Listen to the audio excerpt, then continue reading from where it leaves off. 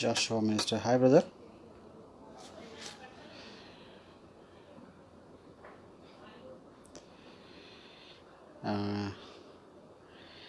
Yes, brother. We are just going on live. In a couple of minutes, we'll start.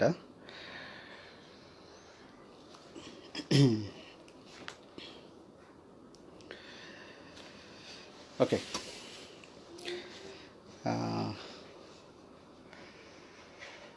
Ras positive. Hi, brother. Hello, brother. Hi. Just ఇంకా add అవుతున్నారు. I think Sam Rohan తమ్ముడు. Hi తమ్ముడు. కాస్త share చేస్తావా ఇది? If you can share it would be good.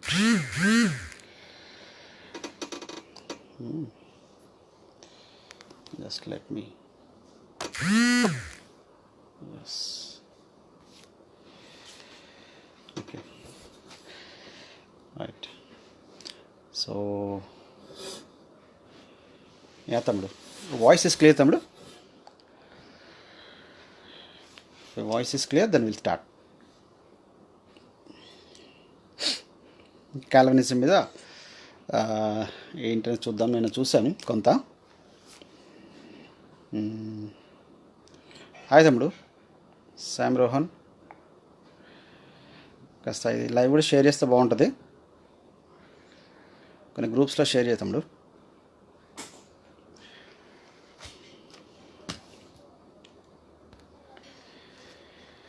Okay, fine.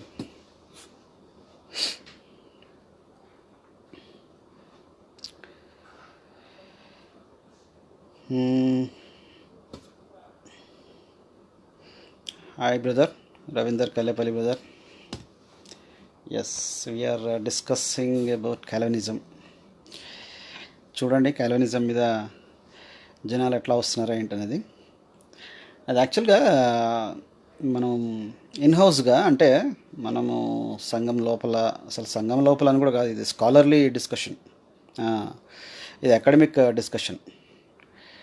Yes, okay, thank you. Voice is clear. Okay, Raj pastor brother and Sam Rohan, thank you. So ఇది academic discussion and moreover it is not useful for the church. అది సంఘానికి శ్రేయస్కరమైనటువంటిది కాదు యాక్చువల్గా. కానీ దీన్ని మాట్లాడిచ్చేట్టుగా చేస్తున్నారు కాబట్టి దీని గురించి మనం క్లారిటీ ఇచ్చేస్తే వాళ్ళు ఈ యొక్క బోధ ఏంటో తెలిసి ఉంటుంది. లేదంటే కొత్త పదం ఏదో కాల్వినిజం వచ్చిందని ఇలాంటి క్రేజీ వర్డ్స్ పట్టుకొని జనాలు, కొంతమంది, వెరీ ఫ్యూ నెంబర్, చాలా తక్కువ, ఒక హార్డ్లీ లెక్క పెడితే, అంటే కనబడిన వాళ్ళు, మరి సైలెంట్గా ఉన్న వాళ్ళు కొంతమంది ఉండొచ్చాము, కానీ కనబడిన హార్డ్లీ ఒక 4-5, హార్డ్లీ 10 లోపు ఉంటారు అంతే. 10 మెంబర్స్ లోపే ఈ కాల్వినిజం మీద వాళ్ళు మాట్లాడుతూ మరి సోషల్ మీడియాలో కూడా పెట్టడం జరిగింది. అందుకనే కాస్త క్లారిటీ, ఒక ఇన్ఫర్మేషన్ ఇవ్వాలన్నట్టుగా. అది వన్ సైడే మనం చూడకుండా we have to see in every other side కూడా కదా, వాట్ బైబిల్ సేస్ అనేది, బైబిల్ ఏం చెప్తుంది అనేది. ఓకే, ఇది Calvinism, invitation to Calvinist. Yes, యాక్చువల్గా కాల్వినిస్ట్ని include the debate, invitation to Calvinist. Yes తమ్ముడు, మనం అడుగుతున్నాం యాక్చువల్గా. వాళ్ళు వచ్చి మాట్లాడితే కూడా బాగుంటుంది. They can also comment otherwise. ఇక్కడ వచ్చేసి కమెంట్ చేస్తే మనము దాన్ని we can take it forward. Yes, Arun Joyce Gudipati brother, hi brother. అంటే మనం ఊరికనే మనము చెప్పడం అనే కాకుండా, అయితే ఏంటంటే కాల్వినిస్ట్లో ఉన్నటువంటి ఒక వాళ్ళకు ఉన్నటువంటి what ever you say call, అదేంటంటే 5 పాయింట్స్ కాల్వినిజం. యాక్చువల్గా ఇది 5 పాయింట్స్ ఉంది ఇందులో కాల్వినిజంలో. ఒకరు 1 పాయింట్ అంటారు, ఒకరు 2 పాయింట్సే పట్టుకుంటా అంటారు, ఒకరు 3 పాయింట్స్ కాల్వినిస్ట్ అంటారు, ఇంకోళ్ళు 4 పాయింట్స్ అంటారు, ఇంకోళ్ళు 5 పాయింట్స్ అంటారు. లేదు యాక్చువల్గా కాల్వినిజంలో ఉన్నటువంటి ఆ యొక్క ఫస్ట్ పాయింట్, సెకండ్ పాయింట్లో ఉన్నటువంటి కొంత దృక్పథాన్ని తీసుకుంటామని అంటారు. అంటే ఇది they are in total confusion. కాల్వినిజాన్ని నమ్మినటువంటి జాన్ మెకార్థర్ ఏమన్నాడంటే, ఐఎమ్ ఏ కన్ఫ్యూజ్డ్ కాల్వినిస్ట్ అన్నాడు ఆయన.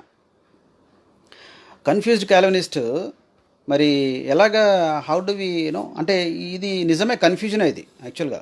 And more over to bring confusion in the church even. సంఘంలో ఇది ఒక కన్ఫ్యూజన్ తీసుకురావడానికి తప్పితే దీనికి ఒక క్లారిటీ అంటూ ఏమీ లేదు. కాబట్టి ఏంటంటే ఇది జస్ట్ ఏంటంటే ఇన్ఫర్మేషన్ ఉండాలి అన్నట్టుగా వాళ్ళు ఏదో ఉన్న కొద్దిమంది ఆ వేల మీద లెక్కబట్టేటువంటి వాళ్ళు ఉన్నారు. వాళ్ళు చెప్పేసి దాని గురించి ఏదో చెప్పాలన్నట్టు చెప్పే ప్రయత్నంలో ప్రీ డెస్టినేషన్ అని ఒకరు అంటారు, ఒకరేమో డాక్ట్రిన్ ఆఫ్ గ్రేస్ అంటారు, ఇంకోలేమో ప్రీ ఎలెక్టెడ్ అని చెప్పేసి అని అంటారు. ఓకే, సో ఇలాగా people are saying in different అంటే కీవర్డ్స్ పట్టుకొని వస్తున్నారు. బట్ అల్టిమేట్లీ ఇదంతా ఏంటంటే ఇది క్యాల్వినిజం కాన్సెప్ట్ని తీసుకొనే వస్తున్నారు. ఓకే, సో క్యాల్వినిజంలో ఏంటంటే మెయిన్గా ట్యూలిప్, TULIP యాక్రోనిమ్ అంటే T stands for total depravity, U stands for unconditional election, L stands for limited atonement, I stands for irresistible grace, P stands for perseverance of saints. So అంటే ఈ 5 keywords అంటే 5 ఆ యొక్క దాని మీద ఆ యొక్క అంటే ఆ 5 పిల్లర్స్ అనొచ్చు ఒక రకంగా క్యాల్వినిజానికి. ఆ 5 పిల్లర్ల మీద ఈ యొక్క క్యాల్వినిజం అనేది ఉంది. దానిలో ఏ ఒక్కటి అది ఉన్నా కానీ అది యాక్చువల్ క్యాల్వినిజం నిలబడదు. ఎస్పెషల్లీ క్యాల్వినిజం టీచింగ్ ఏంటి అని అంటే ప్రీ డెస్టినేషన్ మీద వాళ్ళు బేస్ చేసుకొని చేస్తారు. ఒకటి అసలు క్యాల్వినిజం అంటే ఏంటి, అసలు యాక్చువల్గా ఎందుకు వచ్చింది అని అంటే రవీంద్ర కాలేపల్లి బ్రదర్, ఎస్, కాళ్ళల్లో చేపలు పడడం అంటే అలాగే చేస్తున్నారు బ్రదర్. ఇప్పుడు పరిస్థితి అలాగే తీసుకొచ్చారు. అంటే మనిషి దేవుణ్ణి చేరుకునేటువంటి మార్గంలో అంటే దేవుణ్ణి ఎలా చేరుకుంటాడు అనే చెప్పేటువంటి సిద్ధాంతమే క్యాల్వినిజంగా చెప్పారు వాళ్ళు. మనిషి ఎట్లయితే దేవుణ్ణి చేరుతాడు, ఎట్లా చేరుతాడు అంటే మనిషి అంటే అందరూ కాదని చెప్పేసాను. ఎవరంటే కొంతమంది, ఆ కొంతమంది ఎవరంటే ఎలక్టెడ్ పీపుల్. ఆ ఎలక్టెడ్ పీపుల్ ఎలాగానంటే వాళ్ళకి అసలు వాళ్ళు ఒకవేళ అంటే ఎన్నుకోబడ్డవారు, ఆ ఎన్నుకోబడ్డవారు ఎలాగా వెళ్తారు అని అంటే వాళ్ళు యాక్చువల్గా ఎలాగైనా దేవుడు వాళ్ళని ఎన్నుకుంటాడని చెప్పేసి. ఎట్లా ఎన్నుకుంటాడు అంటే ఏ మనుషుడు ఏ నిర్మాణంలో కూడా నీతి లేదు కాబట్టి వాడు తనకు తాను రక్షించుకోలేడు, లేదంటే దేవుని దగ్గరికి వెళ్ళలేడు కాబట్టి దేవుడు వాడిని ఎన్నుకోవాల్సిందే అని అంటాడు. సో దేవుడు వాడిని ఎన్నుకునే ముందు దేవుడు ఏం చేశాడంటే క్రీస్తును మధ్యలో ఉంచాడు. డైరెక్ట్గా మనకి తండ్రి దగ్గరికి మనకి యాక్సెసిబిలిటీ లేదు, క్రీస్తు మధ్యలో వచ్చాడు మనకి. క్రీస్తు వచ్చి క్రీస్తు ద్వారా జరిగినటువంటి ఆ యొక్క ఆ బలియాగం ద్వారా ప్రపంచమంతటికి ఏంటి అని అంటే లోకమంతటికి ఏంది అని అంటే క్రీస్తు ద్వారా మీరు నా దగ్గర రండి అని చెప్పేసి అన్నాడు. నేను క్రీస్తు యందున్నాడు, క్రీస్తు నా యందు ఉన్నాడు, సో కాబట్టి లోకమంతా మీరు నా యందు ఉంటారని చెప్పేసి అన్నట్టుగా క్రీస్తు చెప్పారు కదా మనకి. ఆయన యోహాను సువార్తలో మనకు క్లియర్గా చెప్తారు, ఆయన తండ్రి యందు నేనును, నా యందు తండ్రి, మీరు నా యందు ఉండండి అని చెప్పేసి అని అంటారు. సో అది జరగాల. అది జరగాలన్నప్పుడు ఈయన ఇప్పుడు క్రీస్తు సర్వాధికారి, క్రీస్తుకు మొత్తం ఈ యొక్క సృష్టి అంతా క్రీస్తులో చేపడ్డది. మరి కాబట్టి మరి ఈయన ఏం చెప్తున్నాడు, క్రీస్తు ఏం చెప్తున్నాడు అని అంటే క్రీస్తు మరి నన్ను నమ్మండి, నేను చెప్పిన బోధలు నమ్మండి, నేను చెప్పినటువంటి చేయండి అంటున్నాడు. ఏం చెప్పాడు ఆయన అంటే మారు మనసు పొందండి, పాపక్షమాపణ నిమిత్తమై మీరు పశ్చాత్తాప పొందండి, ఒకడు ఆత్మ మూలంగాను నీటి మూలంగాను జీవిస్తే కానీ మీరు పరలోక రాజ్యాన్ని చేరాలని చెప్పేసి అంటున్నాడు. సో కాబట్టి క్యాల్వినిజం చెప్పేటువంటి సిద్ధాంతం ద బేస్ సింపుల్ వన్ సెంటెన్స్లో సింగిల్ వర్డ్లో ఏంటనంటే మనుష్యుడు దేవునికి చేరేటువంటి మార్గము ఏంటి అని అంటే మనుషుడు తనకు తానే వెళ్ళలేడు, దేవుడే వాడిని ఎన్నుకుంటాడు. ఎంతమంది రావాలో అనేది దేవుడు సృష్టింపబడక ముందే before the foundation of the world God he's chosen few people. So that is the predestined, those people are predestined to reach the kingdom of God. అంటే తండ్రి యొద్దకు కానీ క్రీస్తు రాజ్యంలో కానీ ఎంటర్ అవుతారని చెప్పేటువంటిది వాళ్ళు. సో అంటే ఇది నిజంగా మనం వాక్యాలు కనుక నిన్న చాలా వాక్యాలు చూసాం మనం. అసలు అది ఎక్కడ ఎట్టి పరిస్థితుల్లోనూ అసలు క్రీస్తు చెప్పినట్టుగా లేదు, అపోస్తల బోధలో లేదు, తండ్రి కూడా చెప్పలేదు, బైబిల్ కూడా ఎక్కడ అంగీకరించట్లేదు. ఇన్నిటికీ వ్యతిరేకంగా చెప్పేసి మరి వీళ్ళు ఏం ఉద్ధరిస్తారు, దాన్ని సంఘాన్ని ఉద్ధరిస్తారా? సంఘంలో లేనిపోని అటువంటి సమస్యలు రావడమే. సో ఇది అమెరికాలో యాక్చువల్గా ఈ జాన్ క్యాల్విన్ అనేటతను యాక్చువల్లీ ఈజ్ ఫ్రమ్ ఫ్రాన్స్. ఆయన 16th century అంటే 1509లో పుట్టి 1564లో చనిపోయాడు.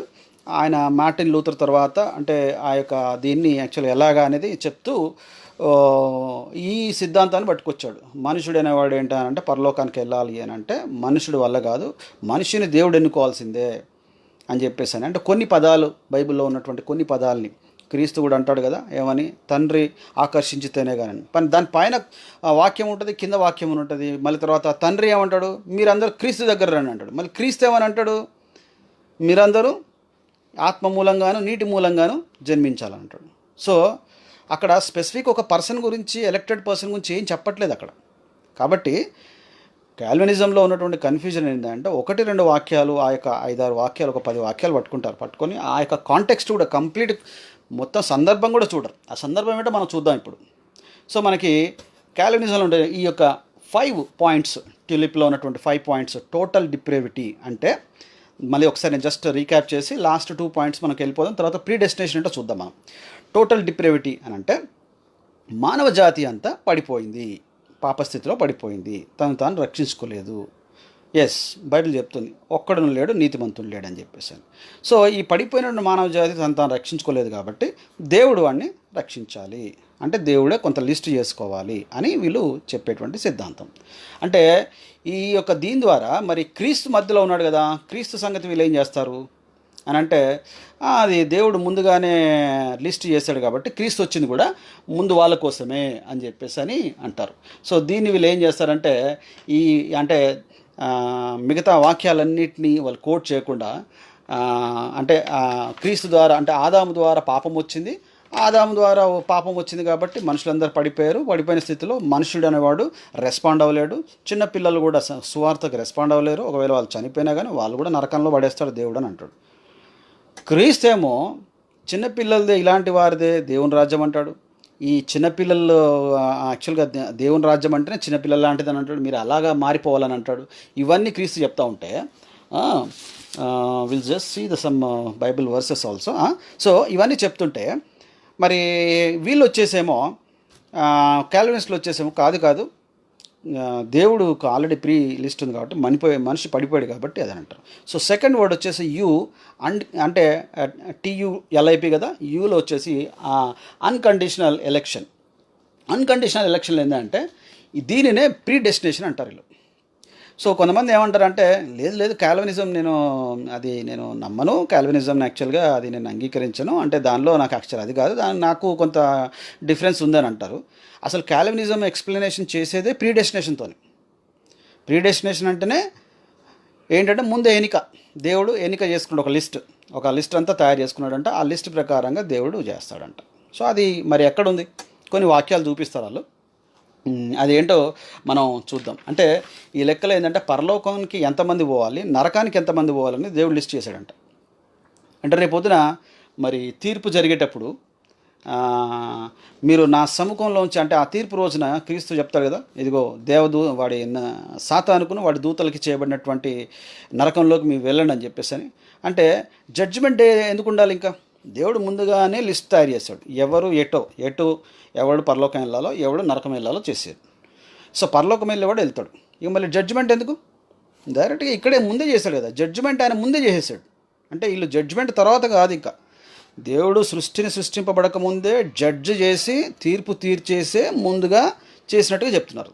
అది ఎంత రాంగ్, అది ఎక్కడైనా ఉందా? సృష్టి సృష్టింపబడక ముందు ఇదిగో before the foundation of the world I have chosen you అంటున్నాడు. నేను మిమ్మల్ని ఎన్నుకున్నా అన్నాడు. ఆ ఎన్నుకున్నది ఎవరు, మిమ్మల్ని నేను ఎన్నుకున్నా అన్నాడు. ఎవరిలో ఎన్నుకున్నాడంట, డైరెక్ట్గా తండ్రి వచ్చేసి మనల్ని అందరిని ఎన్నుకున్నాడా? ఆయన ఎన్నుకోలేదు. ఎలా ఎన్నుకున్నాడు, క్రీస్తు ద్వారా ఎన్నుకున్నాడు. సో క్రీస్తు ద్వారా, క్రీస్తు నందు మనల్ని ఎన్నుకున్నాడంటే క్రీస్తు ఏం చెప్పాడు కూడా చూడాలి కదా, మరి క్రీస్తు కూడా వచ్చాడు కదా. సో అది ఆ బోధలు చూడాలి కదా. సో ఈ యొక్క అన్కండిషనల్ ఎలక్షన్ ఏంటంటే చెప్పేదే ప్రీ డెస్టినేషన్ గురించి చెప్తుంది. అది TUL వచ్చేసేమో లిమిటెడ్ అటోన్మెంట్. అంటే ఈ యొక్క క్రీస్తు యొక్క ప్రాయశ్చిత్తము కొందరి కోసమే, అందరి కోసం కాదు. ఇది ఎవరి కోసం, ఎలక్టెడ్ పీపుల్ కోసమే. దేవుడు లిస్ట్ తయారు చేసుకున్నాడు కదా, ఆ లిస్ట్ వాళ్ళ కోసమే ఆయన రక్తంగా వచ్చాడు, సర్వలోకం కోసం కాదు అని చెప్పేసాను. ఇందులో మరి మతోన్మాదులు చేసేటువంటి ఆ యొక్క బ్యూలా సిస్టర్, మన స్టేట్లో ప్రీచ్ చేస్తున్న బోధకుల పేర్లు చెప్పండి బ్రో, అందరూ అలర్ట్ అవుతారు. Yes, will tell even. అంటే ఆ బోధకులు ముందుకు రావట్లేదమ్మా, ముందు రాకుండా ఒక 2-3 తమ్ముళ్ళని ముందు పెట్టేసి చేస్తున్నారు. సో అందుకనే నేను మీకు పంపిస్తాను. నేను యాక్చువల్గా వాళ్ళు మతోన్మాదులతో మళ్ళీ ఫైటింగ్ చేస్తున్నారు. యాక్చువల్గా మతోన్మాదులు డైరెక్ట్ ఈ వాక్యం తెలిస్తే, వాళ్ళు డైరెక్ట్ ఇది చూపిస్తే అసలు వాళ్ళు వెనక్కి వెళ్ళిపోవాలి. ఆ, ఎందుకంటే మతోన్మాదులు తయారు చేసింది కూడా దేవుడే ఈ లెక్కలో, అంతే కదా. హిట్లర్ని తయారు చేసింది దేవుడే, ఈ యొక్క హోమోసెక్సువల్ చేసేటువంటి వాళ్ళని కూడా చేసింది దేవుడే, పాపాన్ని తయారు చేసింది కూడా దేవుడే. పాపము ఆదాము చెయ్యకపోతే, లేదంటే మనిషి చెయ్యకపోతే క్రీస్తు రాలేడు, క్రీస్తు మహిమపరచబడలేడు. అంటే మనిషి పాపం చేస్తే క్రీస్తు మహిమపరచబడతాడంట. ఇది టీచింగ్. ఎంత దుర్మార్గమైనటువంటి టీచింగ్ చూడండి అది. ఇది అసలు సంఘాల్లో కాదు, కనీసం ఎక్కడనూ అసలు అది చెప్పే పరిస్థితే లేదు. అది ఇది అకాడమిక్ లెవెల్లో కూడా అంటున్నా కానీ దీన్ని రిజెక్ట్ చేసేస్తారు అసలు యాక్చువల్గా. అందుకనే ఈ యొక్క క్యాల్వినిజంలో ఏంటి అని అంటే, ఆ కొన్ని వాక్యాలను పట్టుకొని వాళ్ళు ఈ ప్రీ డెస్టినేషన్ అనేది కొన్ని వాక్యాలు ఏంటంటే కొంతవరకు దృక్పథాన్ని తీసుకుంటాం. అవును, అది ఎవరైనా మనం దాన్ని తీసుకుంటాం. ఆ దృక్పథం ఏంటంటే ప్రీ డెస్టినేషన్ అని అంటే క్రీస్తులో, క్రీస్తు ద్వారా అని. దానికి మనం ఏంటో చూద్దాం మనం యాక్చువల్గా. సో ఫిఫ్త్ టీయుఎల్ తర్వాత ఇప్పుడు ఇర్రెసిస్టిబుల్ గ్రేస్, టీయుఎల్ఐపిలో ట్యూలిప్లో ఇర్రెసిస్టిబుల్ గ్రేస్. ఇర్రెసిస్టిబుల్ గ్రేస్ అంటే ఎదురు లేనటువంటి కృప, అంటే ఎదిరించలేనటువంటి కృప. ఒకవేళ ఎన్నుకోబడ్డవాడు ఉన్నాడు కదా, వాడు కనుక రక్షణలోకి రాలేదనుకోండి, వాడిని దేవుడు ఎలాగైనా వాడిని బై ఫోర్స్ ఆల్సో రక్షించుకుంటాడంట. అంటే వాడు రక్షణలోకి రాకపోయినా, అంటే ఒకవేళ నువ్వు లిస్ట్లో లేవనుకో, ఏది ఎలక్టెడ్ లిస్ట్లో లేవు, రక్షణ లిస్ట్లో లేవు కాబట్టి మరి ఆ యొక్క రక్షణ లిస్టులోకి నువ్వు లేనప్పుడు, నువ్వు రక్షింపబడాలి అని నువ్వు ఒకవేళ మారు మనసు పొంది, పశ్చాత్తాప పొంది, నీటి మూలంగాను ఆత్మ మూలంగాను యేసుక్రీస్తు చెప్పినట్టుగా ఆ విధంగా ఒకవేళ నువ్వు తిరిగి జన్మించినను, నువ్వు లిస్ట్లో లేకపోతే యూ విల్ బి లాస్ట్. నువ్వు అసలు రావు. దేవుడు ఎందుకంటే లిస్ట్ చూస్తాడు, నీ పేరు ఉందా అంటాడు, పేరు లేదు, రైట్, ఓకే, పక్కకి వెళ్ళిపో అంటాడు. కానీ లిస్ట్లో ఉన్నోడు వాడు ఒకవేళ క్రీస్తు దగ్గరికి రాకపోయినా, అంటే వీళ్ళు చెప్పేపోదు ఏంటంటే లిస్టులో ఉన్నవాడు కంపల్సరీ ఎలవరంగా వస్తాడు. ఎలా వస్తాడు అంటే దేవుడే వాడిని తీసుకొస్తాడు, అంటే బై ఫోర్స్, అంటే వాడిని గల్లా పట్టుకొనైనా తీసుకొస్తాడని చెప్తారు వీళ్ళు. అదా దేవుడు చెప్పాడు, అలాగే చెప్పాడు, ఇదిగో నేను వచ్చి మీ యొక్క హృదయం అనేటువంటి తలుపు యొద్ద నేను తట్టుచున్నాను, తలుపు తీయండి, ద్వారం యొద్ద నేను ఏమంటాడు ఆయన క్లియర్గా, he is giving us a free will. ఈ ఫ్రీ విల్ని వీళ్ళు చెప్పేటువంటి విధానం ఏంటంటే చాలా దాన్ని మార్చి చెప్తున్నారు, వక్రీకరణ చేసి చెప్తున్నారు. సో కాబట్టి దీని విషయంలో అంటే ఇది ఇర్రెసిస్టిబుల్ గ్రేస్లో ఏంటంటే, ఒకవేళ నువ్వు పాపంలో ఉన్నా, పాపం చేసినా, నిన్ను రక్షించుకోవాలనుకుంటే దేవుడు ఏ విధంగా అయినా రక్షించేసుకుంటాడు. అఫ్కోర్స్ పాపం చేసినటువంటి వాళ్ళు, జీవితంలో ఉన్నటువంటి వాళ్ళు ఎంత ఘోర పాపలైనా రక్షణను పొందుకున్నారు. వాళ్ళు దేవుని యొక్క కృప వల్ల, వారు మారు మనస్సు పొందడం వల్ల. మారు మనస్సు లేకుండా ఎవడను రక్షణ పొందుకోలేడు అనేది యేసుక్రీస్తు వారు చెప్పినటువంటి క్లియర్ స్టేట్మెంట్. అది that is a basic fundamental ఆ డాక్ట్రిన్, మన సిద్ధాంతమే అది. మారు మనస్సు పశ్చాత్తాపం పొందాలా నీటి ద్వారా. మరి ఆ మారు మనసు పొందడానికి, పశ్చాత్తాపం పొందడానికి ఏంటంటే ఆ యొక్క ఆత్మ, దేవుని యొక్క ఆత్మ ఒప్పింపజేస్తుంది. సో అక్కడే నువ్వు ఆ యొక్క ఆత్మలో నువ్వు తిరిగి జన్మిస్తున్నావు, నీటి ద్వారా జన్మిస్తావు. మళ్ళీ తర్వాత అంటే ఈ దేవుడు చెప్పినటువంటి, ఈ క్రీస్తు చెప్పినటువంటి ఆ యొక్క మాటలు కానీ, ఆ యొక్క స్టేట్మెంట్స్ కానీ టోటల్గా ఈ క్యాలెండరిజం ఏం చేస్తుందంటే పక్కన పెట్టేసి, తండ్రికి తెలియదు, క్రీస్తుకు తెలియదు, తర్వాత ఎవరికి మన అపోస్తులకు తెలియదు అన్నట్టుగా వీళ్ళు మాట్లాడుతున్నారు, which is totally against to the Bible. అందుకనే పేతురు గారు కూడా ఏమన్నారంటే, ఇది సత్య విరోధమైనటువంటి బోధ, వారికి విద్యా విహీనులుగా ఆయన మనం మాట్లాడినట్టుగా 2 పేతురు 3వ అధ్యాయము మనకి 14, 15, 16 వచనాల్లో చూసినట్టుగా మనం చూస్తూ ఉన్నాం. సో ఇర్రెసిస్టిబుల్ గ్రేస్లో ఏంటంటే బై ఫోర్స్ దేవుడు రక్షిస్తాడని చెప్పేసి అని, అంటే ఏదో రకంగా ఆయన బలవంతంగానైనా ఆయన రక్షించేస్తాడంట ఆ యొక్క దానిలో ఉన్నవారు, ఆ లిస్ట్లో ఉన్నటువంటి వాళ్ళు. ఇక పి లాస్ట్, ట్యూలిప్లో ఉన్నటువంటిది లాస్ట్ వర్డ్ పి కదా. పి వచ్చేసి Perseverance of saints. So Perseverance of the saints అని అంటే ఈ ఎన్నుకోబడ్డ వాళ్ళు, అంటే వాళ్ళకి ఇంకా చివరి వరకు ఆయనే, అంటే కొందరిని ఎన్నుకున్నాడు కాబట్టి పరలోకానికి ఎలాగైనా ఆయన తీసుకెళ్తాడు. అంటే వాళ్ళు జారిపోయి, లేదంటే వాళ్ళు ఏదున్నా అది కాదు, ఇంకా దేవుడి యొక్క రెస్పాన్సిబిలిటీ. నువ్వు లిస్ట్లో ఉన్నావు కదా, నువ్వు ఎలాగైనా నీ కొరకే కదా, ఏది ఇర్రెసిస్టిబుల్ గ్రేస్ అంటే నీ కొరకే కదా ఆయన ఎదురు లేనటువంటి కృపనిచ్చాడు. సో నీ కొరకే కదా లిమిటెడ్ అటోన్మెంట్, అంటే ఏం చేశాడు, నీ కొరకే రక్తం కార్చాడు కదా. మళ్ళీ ఏంటి అన్కండిషనల్ ఎలక్షన్, అంటే నీ కొరకు నిన్నే కదా ఆ యొక్క ఎలక్షన్ లిస్ట్లో పెట్టాడు దేవుడు, ఏది భూమి సృష్టింపబడక ముందే. తర్వాత టోటల్ డిప్రేవిటీ, అంటే మరి ఈ లోకమంతా పడిపోయింది కదా పాపము, మరి ఎవరు కూడా రక్షించలేరు కాబట్టి దేవుడే ఇగో ఇంతమందిని ఎన్నుకున్నాడు కాబట్టి అని చెప్పేసి అని అంటారు. ఇది ఏ విధంగా వాక్య ప్రకారంగా కరెక్ట్ అనే సంగతి we will see all these మరి వీటి యొక్క సిద్ధాంతంలో ఉన్నటువంటి లోపభూయిష్టమైనటువంటి వారి ప్రపోజల్స్ కానీ అవన్నీ మనం చూద్దాం. యేసుక్రీస్తేమో అంతిమ దినం వరకు నమ్మకంగా ఉండమంటాడు, వీళ్ళు వచ్చేసేమో లేదు లేదు యాక్చువల్గా ముందుగానే లిస్ట్ చేశాడు కదా, మీరు చూడండి బైబిల్ చదవండి, బైబిల్లో మీరు వాక్యాలు చదవకుండా ఎందుకు మాట్లాడతారు. వీళ్ళు మాట్లాడేటువంటి 3 టెక్నిక్స్ వాడతారు. ఒకటి, మీరు పలానా స్కాలర్స్ కంటే గొప్పోలా అని అంటారు. పలానా స్కాలర్స్, ఇంటర్నేషనల్ స్కాలర్స్ లేదంటే వాళ్ళు వీళ్ళు ఉన్నారు వాళ్ళకంటే గొప్పోలా, లేదంటే ఇక్కడ ఉన్నారు వాళ్ళకంటే గొప్పోలా అని అంటారు. రెండవది ఏం వాడతారంటే, అరే ఆ బుక్ ఒక్కొక్కటి ఎంత కాస్ట్ అనుకున్నావు, ఆ బుక్లో నువ్వు చదివావా, ఆ బుక్లో నీకు అంతే ఆన్సర్స్ ఉన్నాయి, అసలు యాక్చువల్గా నువ్వు అందులో చదువు అసలు అని అంటారు. మూడోది వచ్చేసి, మీరు గట్టిగా మీరు అన్ని విషయాలు చెప్పినా కానీ మీరు బైబిల్ చదవలేదు, మీకు అసలు ఏం తెలియదు, వెళ్ళిపోండి అని చెప్పేసారు, రూడ్గా మిమ్మల్ని రెచ్చగొట్టేస్తారు.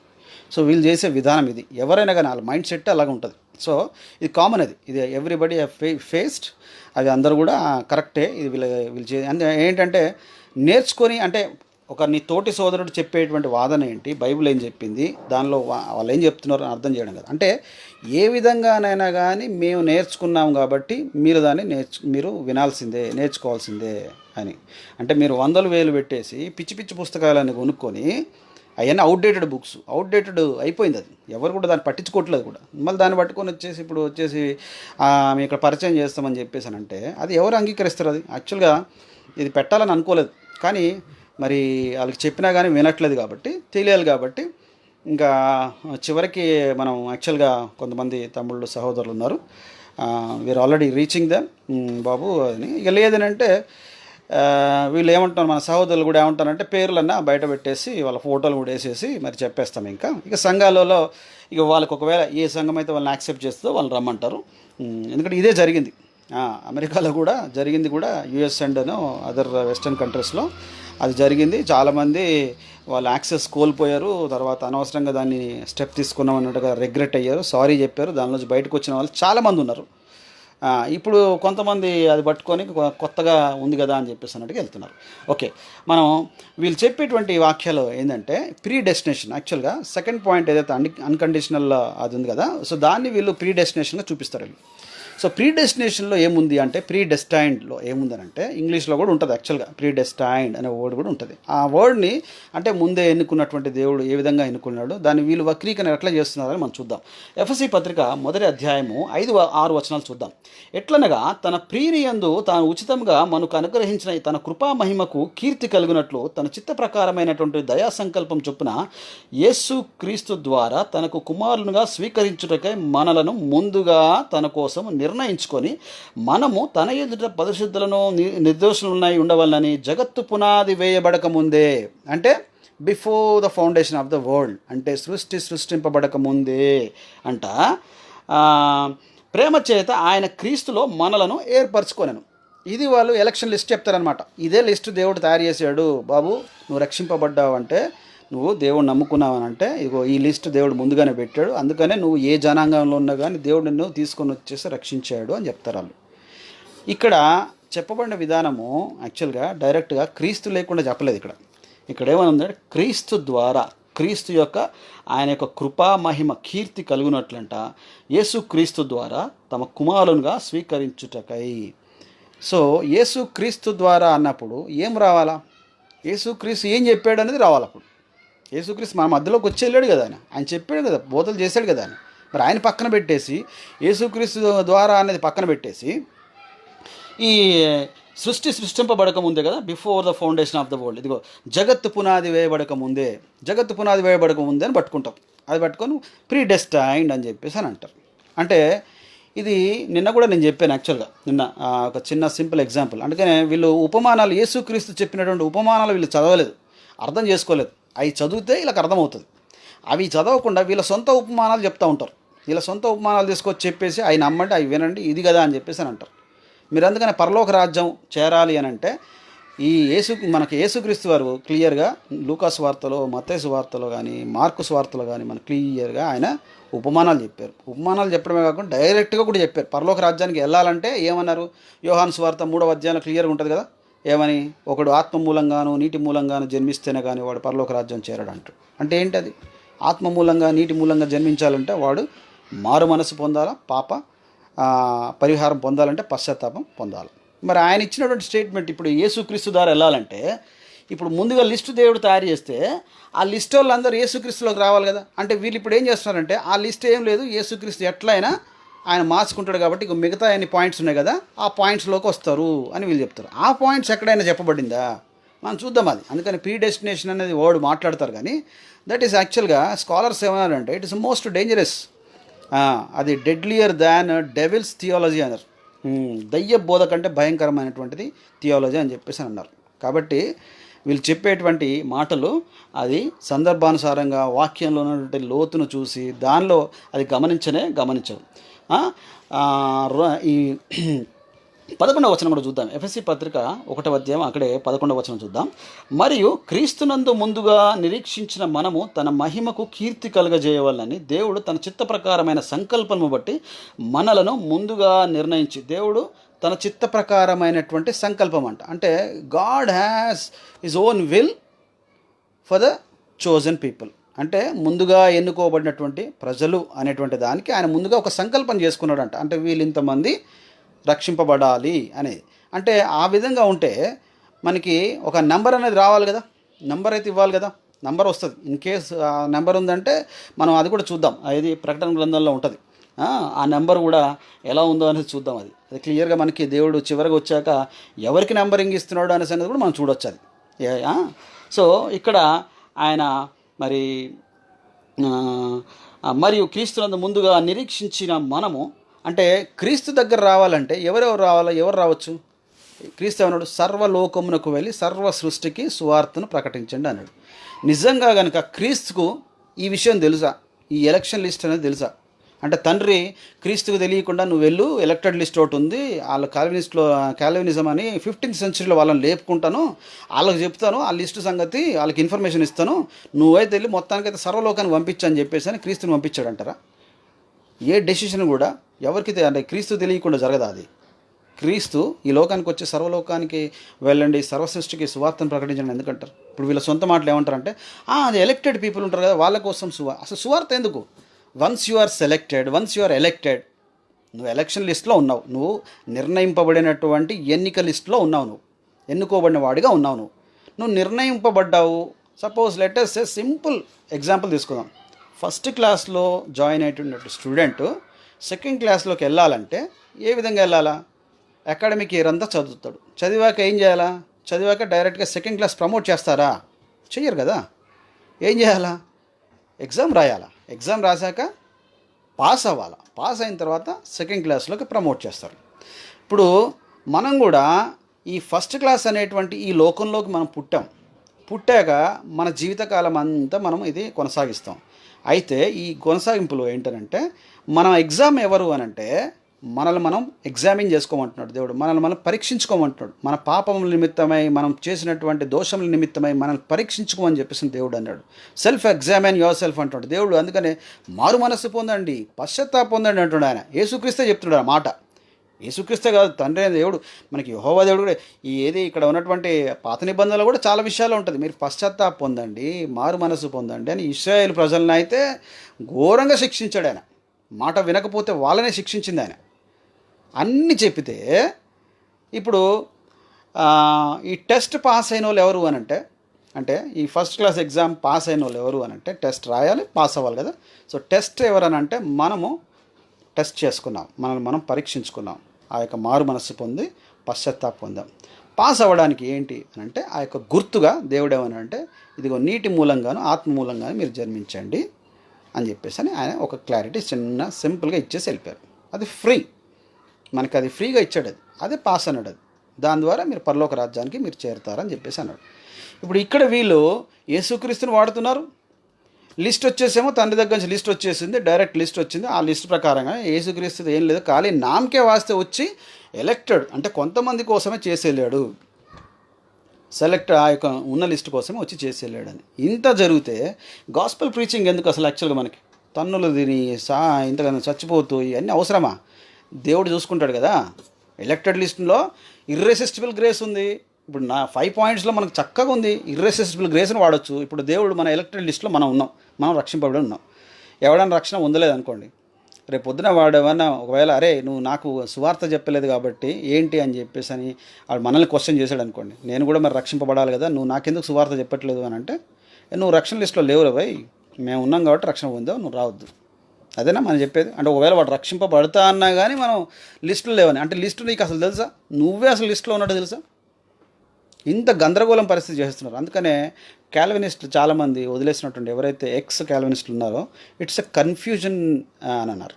అది ఒక గందరగోళం, దాన్ని కనుక నమ్ముకుంటే మనం మునిగిపోతామని చెప్పేసి అన్నారు. అది కరెక్ట్గా దేవుడు చెప్పినటువంటి థియాలజీకి కరెక్ట్ కాదు.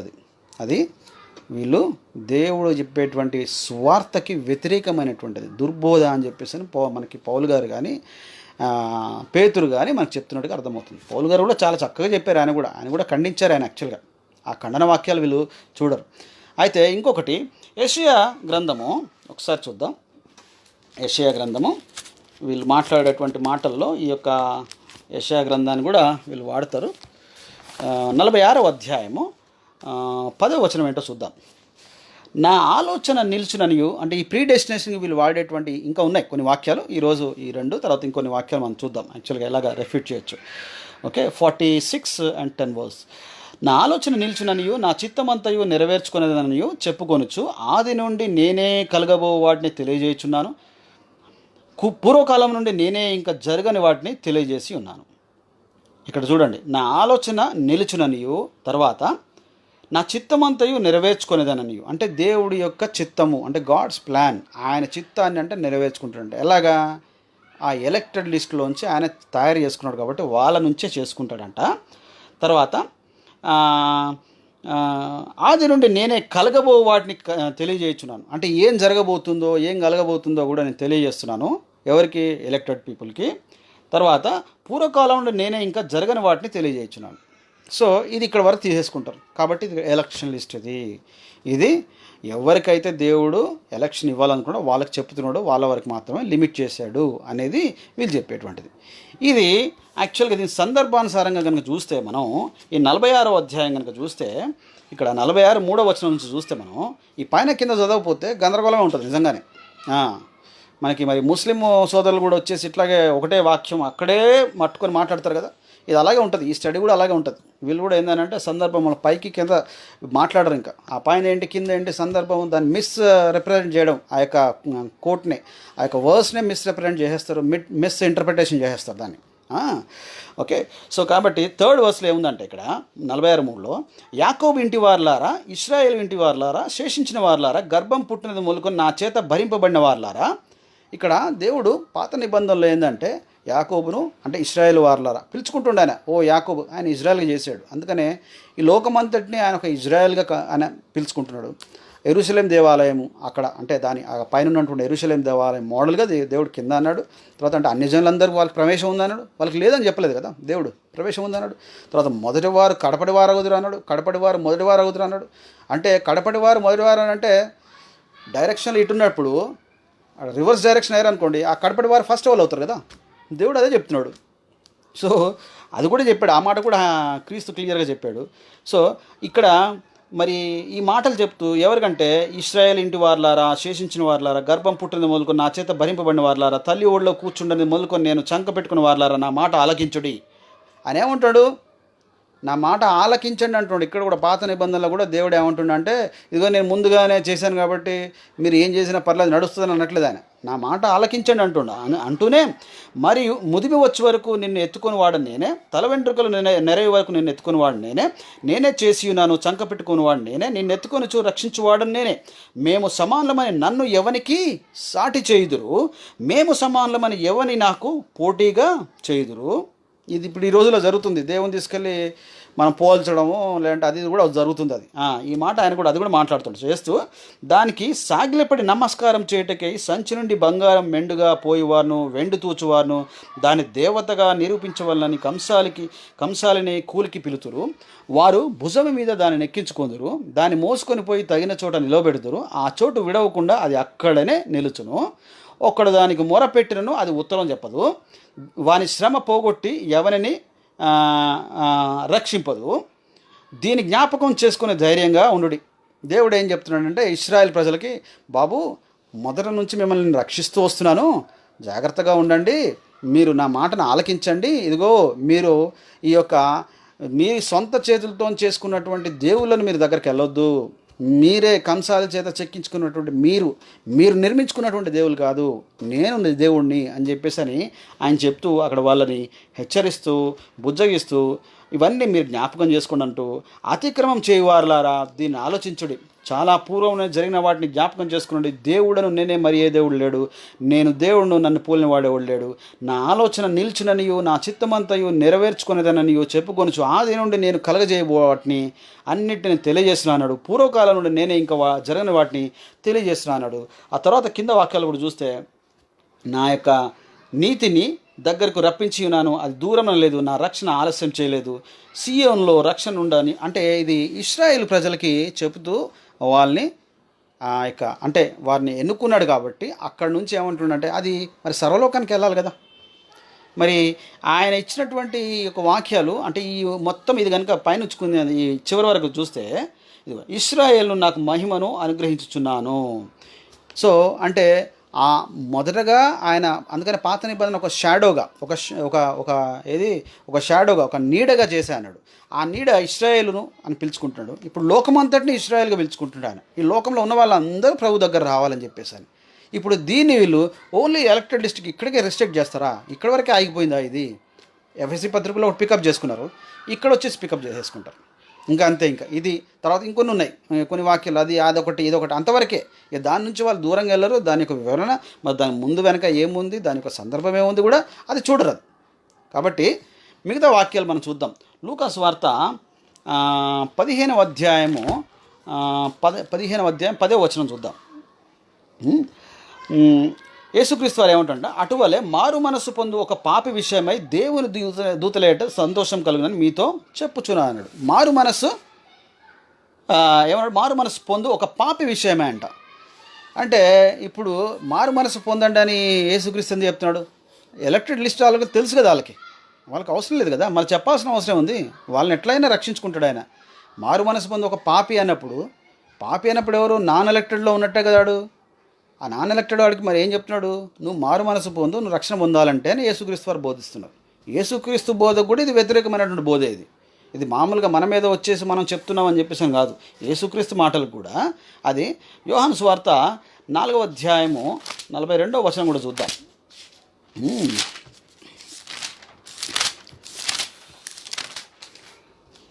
4వ అధ్యాయము 42వ వచనంలో ఓకే, మా మట్టుకు మేము విని ఈయన నిజంగా లోకరక్షకుడని తెలుసుకొని నమ్ముచున్నామని. అక్కడ ఏమైందంటే ఆ యొక్క సమరయ స్త్రీ వచ్చి ఆయనతో యేసుక్రీస్తు మాట్లాడినట్టుగా చూస్తున్నాం. యేసుక్రీస్తు వారు ఆమెతో మాట్లాడుతూ, ఇదిగో నీకు 5 భక్తులు ఉన్నారు ఆల్రెడీ, ఇప్పుడు ఇంకొకరితో నువ్వు జీవిస్తున్నావు అంటాడు. అన్న తర్వాత ఆమె ఊర్లో వాళ్ళందరూ తీసుకొస్తుంది. ఇదిగో నిజంగా ఆయన లోకరక్షకుడే, ఆయన గొప్ప ప్రవక్త అని చెప్పేసి ఆమె చెప్తూ, ఇదిగో ఒక మెస్సియా వస్తాడని చెప్పేసి అని ఆమె అంటుంది. మెస్సియా ఆయన ఎవరో కాదు, నేనే అని చెప్పేసి యేసుక్రీస్తు వారు చెప్తాడు. ఒకవేళ ఈ సమరయులు ఈ యొక్క చోజన్ లిస్ట్లో లేకపోతే మళ్ళీ అక్కడికి ఎందుకు వెళ్ళి చెప్తాడు యేసుక్రీస్తు? ఆయన ఏమంటుండే క్లియర్గా, ఇదిగో మా మట్టుకు మేము విని వీళ్ళు సాక్ష్యం ఇస్తున్నారంట, లోకరక్షకుడని సాక్ష్యం ఇస్తున్నారంట. లోకరక్షకుడని సాక్ష్యం ఇస్తున్నప్పుడు ఏం చేయాలి యేసుక్రీస్తు అక్కడ? బాబు నేను లోకరక్షకుడుని కాదు, లోకంలో కొంతమందిని ఎలక్ట్ చేసుకున్నాను, దానికోసం వచ్చానని చెప్పాలా. మరి యేసుక్రీస్తు కూడా తెలవకుండా ఈ ఎలక్షన్ ఎక్కడి నుంచో జరిగిందో మనకు అర్థం కావట్లేదు. ఇదే లూకా సువార్త మనకి 13వ అధ్యాయము 53వ వచనం చూద్దాం. 5:3 వచనం చూద్దాం. 5:3 రైట్. మీరు మారు మనస్సు పొందని ఎడల మీరందరూ అలాగే నశింతురు. యేసుక్రీస్తు చెప్తున్నారు అక్కడ. ఏమంటుండంటే 1వ వచనం చూద్దాం. పిలాతు గలిలయలైన కొందరు రక్తము వారి బలులతో కలిపి ఉండను. ఆ కాలమున అక్కడ ఉన్న కొందరు ఆ సంగతి యేసుతో చెప్పగా, యేసుతో చెప్తున్నారు, రిపోర్ట్ చేస్తున్నారు ఇన్ఫర్మేషన్, ఇదిగో గలిలయలో ఉన్నటువంటి కొందరు ప్రవక్తలు ఆ యొక్క బలులతో ఆయన వారి రక్తాన్ని కలిపాడు అని చెప్పేసి అని చెప్పారు, ఒక మాట చెప్పారు అంతే. ఆయన దానికి ఏం చెప్తున్నాడంటే, ఆయన వారితో ఇట్లా, ఈ గలిలయులను అట్టి హింసలు పొందినందున వారు గలిలయులందరికంటే పాపులని మీరు తలంచుచున్నారా అని కారని మీతో చెప్తున్నాను. మీరు మారు మనస్సు పొందని ఎడలా. మరి ఇక్కడ చెప్పేదెవరు? కొందరు ఆయనతో అక్కడ చెప్పారంట, అక్కడ ఇశ్రాయేలు వాళ్ళే ఉన్నది, అక్కడ ఆయనతో మాట్లాడేది. మీరు మారు మనస్సు పొందని ఎడల అంటే ఒక కండిషన్ పెడుతున్నాడు ఆయన. మారు మనస్సు మీరు అంటున్నాడు. ఆల్రెడీ కొంతమంది ఉన్నారులే, వాళ్ళ కోసం ఉందిలే, వాళ్ళే మారు మనసు పొందుతారులే, మీరు అవసరం లేదని చెప్పేసి అనట్లా. మీరు మీరు రక్షణ పొందాలంటే చనిపోయే సంగతి వదిలేయండి. వారు పాపులు అనకండి, వాళ్ళకంటే ఘోరమైనటువంటి వాళ్ళు అనకండి, వాళ్ళ సంగతి నాకు తెలుసు. కానీ మీరు మారు మనసు పొందని ఎడలా. మీరు వాళ్ళ గురించి అంటున్నారు కానీ, సరే వాళ్ళని చంపాడు, వాళ్ళని ఏదో శరీరంలో చంపాడు అనుకుంటున్నారు కానీ వాళ్ళు పాపులు కారు అని చెప్తూనే మీరు మారు మనసు పొందాలా. మీరు మారు మనసు పొందకపోతే మీరు అంతకంటే ఘోరంగా అయిపోతారని చెప్పేసి యేసుక్రీస్తు వారు ఇక్కడ మనకి చెప్తున్నట్టుగా అర్థమవుతుంది. తర్వాత 3-5 వచనాలు, 5వ వచనం కూడా మీరు అదే 5వ వచనం కూడా మనకు అదే ఉంటుంది. మళ్ళీ తర్వాత 3వ వచనంలో మీరు మారు మనసు పొందనేట్లా మీరందరిని అలాగే నశించురంట. వాళ్ళేమో అక్కడ చచ్చిపోయారని చెప్పేసి అని చెప్తున్నారు. పిలాతు వచ్చేసి చనిపోయాడు అని చెప్పేసి అంటున్నారు. యేసుక్రీస్తు మీరు అలాగే నశించిపోతారు అన్నాడు. అంటే యేసుక్రీస్తు మాట్లాడింది మరి ఎట్లా స్పిరిచువల్గా తీసుకోవాలా, లేదంటే మీరు కూడా అట్లాగే పిలాతు మిమ్మల్ని పిలిచేసి చంపేస్తాడని చెప్పేసి అని అంటున్నాడు. అక్కడ మీనింగ్ మారు మనసుకి ఈ యొక్క నశించిపోవడానికి ఏంటి లింక్? ఆ స్పిరిచువల్ మీనింగ్ వీళ్ళకి అర్థం కాలేదు కాబట్టి ఈ విధంగా మాట్లాడుతున్నారు. తర్వాత లూకా సువార్త 2వ అధ్యాయము 10వ వచనం ఏంటో చూద్దాం. అంటే ఈ ప్రీ డెస్టినేషన్లో ఏంటంటే వీళ్ళు చెప్పేదానికి మరి ఇంతమందికి యేసుక్రీస్తు తెలియదు, అపోస్తలకు తెలియదు, తర్వాత చివరికి దేవదూతలు కూడా తెలియకుండా అయిపోయింది ఈ ప్రీ డెస్టినేషన్ థియరీ ఏంటో. అయితే ఆ దూత, భయపడకుడి, ఇదిగో ప్రజలందరికీ కలగబోవు మహా సంతోషకరమైనటువంటి సువర్తమానము నేను మీకు తెలియజేయుచున్నాను. దావీదు పట్టణమందు నేడు రక్షకుడు మీ కొరకు పుట్టి ఉన్నాడు, ఈయన పరువు అయిన క్రీస్తు, దానికి ఇదే మీకు ఆనవాలని చెప్పేసి అని చెప్తూ దేవదూత ఏమంటుంటే ప్రజలందరికీ కలగబోయేటువంటి రక్షకుడు పుట్టి ఉన్నాడు అని చెప్పేసి అని దేవదూత కూడా చెప్తున్నాడు. ఇక్కడ దేవదూత మరి పైనుంచి పరలోకం నుంచి వచ్చినప్పుడు దేవదూత కూడా కరెక్ట్ చెప్పు ఉండాలి కదా, ఇదిగో బాబు ఎన్నుకోబడ్డ వారి కోసం క్రీస్తు పుట్టాడు, సో వాళ్ళ కోసం ఆయన వచ్చాడు అని చెప్పేసి అని మాట్లాడాలి. మరి అది ఆ దేవదూత కూడా ఆ మాట చెప్తున్నట్టుగా మనకి అర్థమవుతుంది. అంటే ఆ దేవదూత కూడా తెలియదు అని చెప్పేసి మనం నమ్మాలా? ఇప్పుడు కాల్వినిస్టులు చెప్పేటువంటి మాటలు మనం నమ్మాలా? సో 7వ అధ్యాయము మార్కు సువార్త 14వ వచనం ఒకసారి చూద్దాం. మార్కు 7:14లో, అప్పుడు ఆయన జనసమూహమును మరలా తన ఎదుగు పిలిచి, మీరందరూ నా మాట విని గ్రహించుడి. నా మాట విని గ్రహించుడు అంటుండ. అంటే మీరు నా మాట వినండి, నేను చెప్పేటువంటి మాట వినండి. అంటే ఏంటి? ఒకవేళ వినకపోతే ఏంటి? మీరు నశించిపోతారని. యేసుక్రీస్తు వారు చాలా బోధల్లో ఆయన చెప్పినటువంటి మాటల్లో చాలా బోధల్లో ఇదే చెప్పాడు ఆయన. మీరు నా మాట వినండి, నా మాట విన్నట్లయితే మీరు నశించిపోతారని చెప్పేసి. మత్తయి సువార్త 4వ అధ్యాయము 17వ వచనంలో ఇంకో మాట చూద్దాం. 4:17లో, అప్పటి నుండి యేసు పరలోక రాజ్యం సమీపించినది కనుక మారు మనస్సు పొందుడని చెప్పుచు ప్రకటింప మొదలుపెట్టాను. పరలోక రాజ్యము దగ్గర పడ్డది కనుక ఏమంటున్నాయన? మీరు మారు మనసు పొందండి అంటాడు. మరి మారు మనసు యేసు క్రీస్తునందు అక్కడ మొదటగా ఎఫెసీ పత్రిక ఏముంది? అక్కడ జగదుత్పత్తి కాకముందే మిమ్మల్ని ఎన్నుకున్నాడు అన్నాడు. ఎవరిలో ఎన్నుకున్నాడంట? యేసు క్రీస్తులో అంట. యేసు క్రీస్తు ఏమంటాడు? మీరు మారు మనసు పొందండి అంటున్నాడు. ఇప్పుడు మనము క్రీస్తులోకి, క్రీస్తు స్వరూపంలోకి వెళ్ళాలంటే, క్రీస్తు యందు మనం నిర్మింపబడాలి అని అంటే ఏం చేయాలా? మారు మనసు పొంది రక్షణ పొందాలి. అక్కడ అది క్లాజు. అది మర్చిపోయి క్రీస్తు ద్వారా, ఎఫెసీ పత్రిక క్లియర్గా ఉంది అక్కడ, క్రీస్తు యందు, క్రీస్తు ద్వారానే మీరు రావాలంటున్నాడు. క్రీస్తు ఏం చెప్తున్నాడు? మీరు నా దగ్గర రావాలంటే ఫస్ట్ ఆఫ్ ఆల్ మీరు ఏం చేయాలంటే, ఇదిగో మీరు ఆత్మ ద్వారాను నీటి ద్వారాను జన్మించాలి. నీటి ద్వారా ఆత్మ ద్వారా జన్మించాలంటే మొట్టమొదటిగా మీరు మారు మనసు పొంది మీరు రక్షణ పొందాలి అని చెప్పేసి. అంటే మీరు మీ యొక్క పాప పశ్చాత్తాపం మీరు పొంది, మీరు వాటి విషయమై మీరు పశ్చాత్తాపం పొంది రక్షణ పొందడానికి ఇదిగో నా యొక్క రక్తము మీ యొక్క పాపాలను క్షమిస్తానని చెప్పేసి యేసుక్రీస్తు చెప్పినట్టుగా మనకు అర్థమవుతుంది. లూకా సువార్త 13వ అధ్యాయము 6-9 చూద్దాం. మరియు ఆయన వారితో ఈ ఉపమానం చెప్పాను. ఒక మనుషుని ద్రాక్ష తోటలో అంజూరపు చెట్టు ఒకటి నాటబడి ఉండెను. అతడు దాని పండ్లు వచ్చినప్పుడు ఏమీ దొరకలేదు. కనుక అతడు, ఇదిగో 3 ఏండ్ల నుండి ఈ అంజూరపు చెట్టును పండ్లు వెదకుచున్నాను కానీ ఏమీ దొరకలేదు. దీన్ని నరికివేయము, దీనివల్ల ఈ భూమి ఎలా వ్యర్థమైపోవాలని ద్రాక్ష తోటమాలితో చెప్పాను. అయితే వాడు, అయ్యా, నేను దాని చుట్టూ త్రవి. అంటే ఇక్కడ ఏమంటాడంటే యేసుక్రీస్తు వారు ఒక అంజూరపు చెట్టుని వేసాడంట తోటమాలి. వేసేసి వచ్చి ఆయన చూశాడంట, అది ఏం పండ్లు కాయలేదంట. అంటే ఇది ఎలక్షన్ లిస్ట్ గురించా చెప్పేది?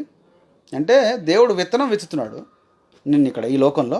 నువ్వు గనక కాయకపోతే దేవుడు ఏమంటాడు? దాన్ని నరికేయమంటాడు, అంటే దాన్ని తీసివేయమంటాడు.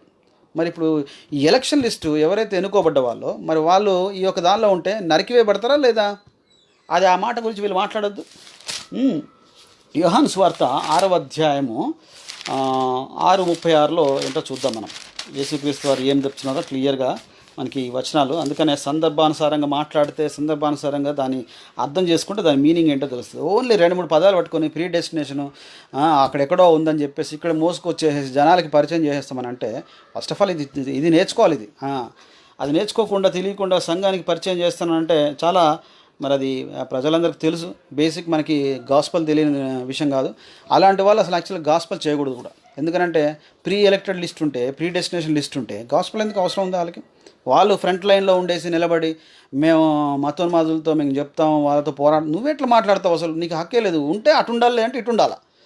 2 వైపులు ఎందుకు ఉంటావు? నిలువెచ్చగా అంటే ఎందుకు? అది ఎవరిని మాయ చేయడానికి? అది 6:36లో మీరు నన్ను చూచి ఉండి విశ్వసింపకయున్నారని మీతో చెప్పి తిని, తండ్రి నాకు అనుగ్రహించు వారందరూ నా యొద్దకు వత్తురు, నా యొద్దకు వచ్చువాని నేను ఎంత మాత్రము బయటికి త్రోసివేయను.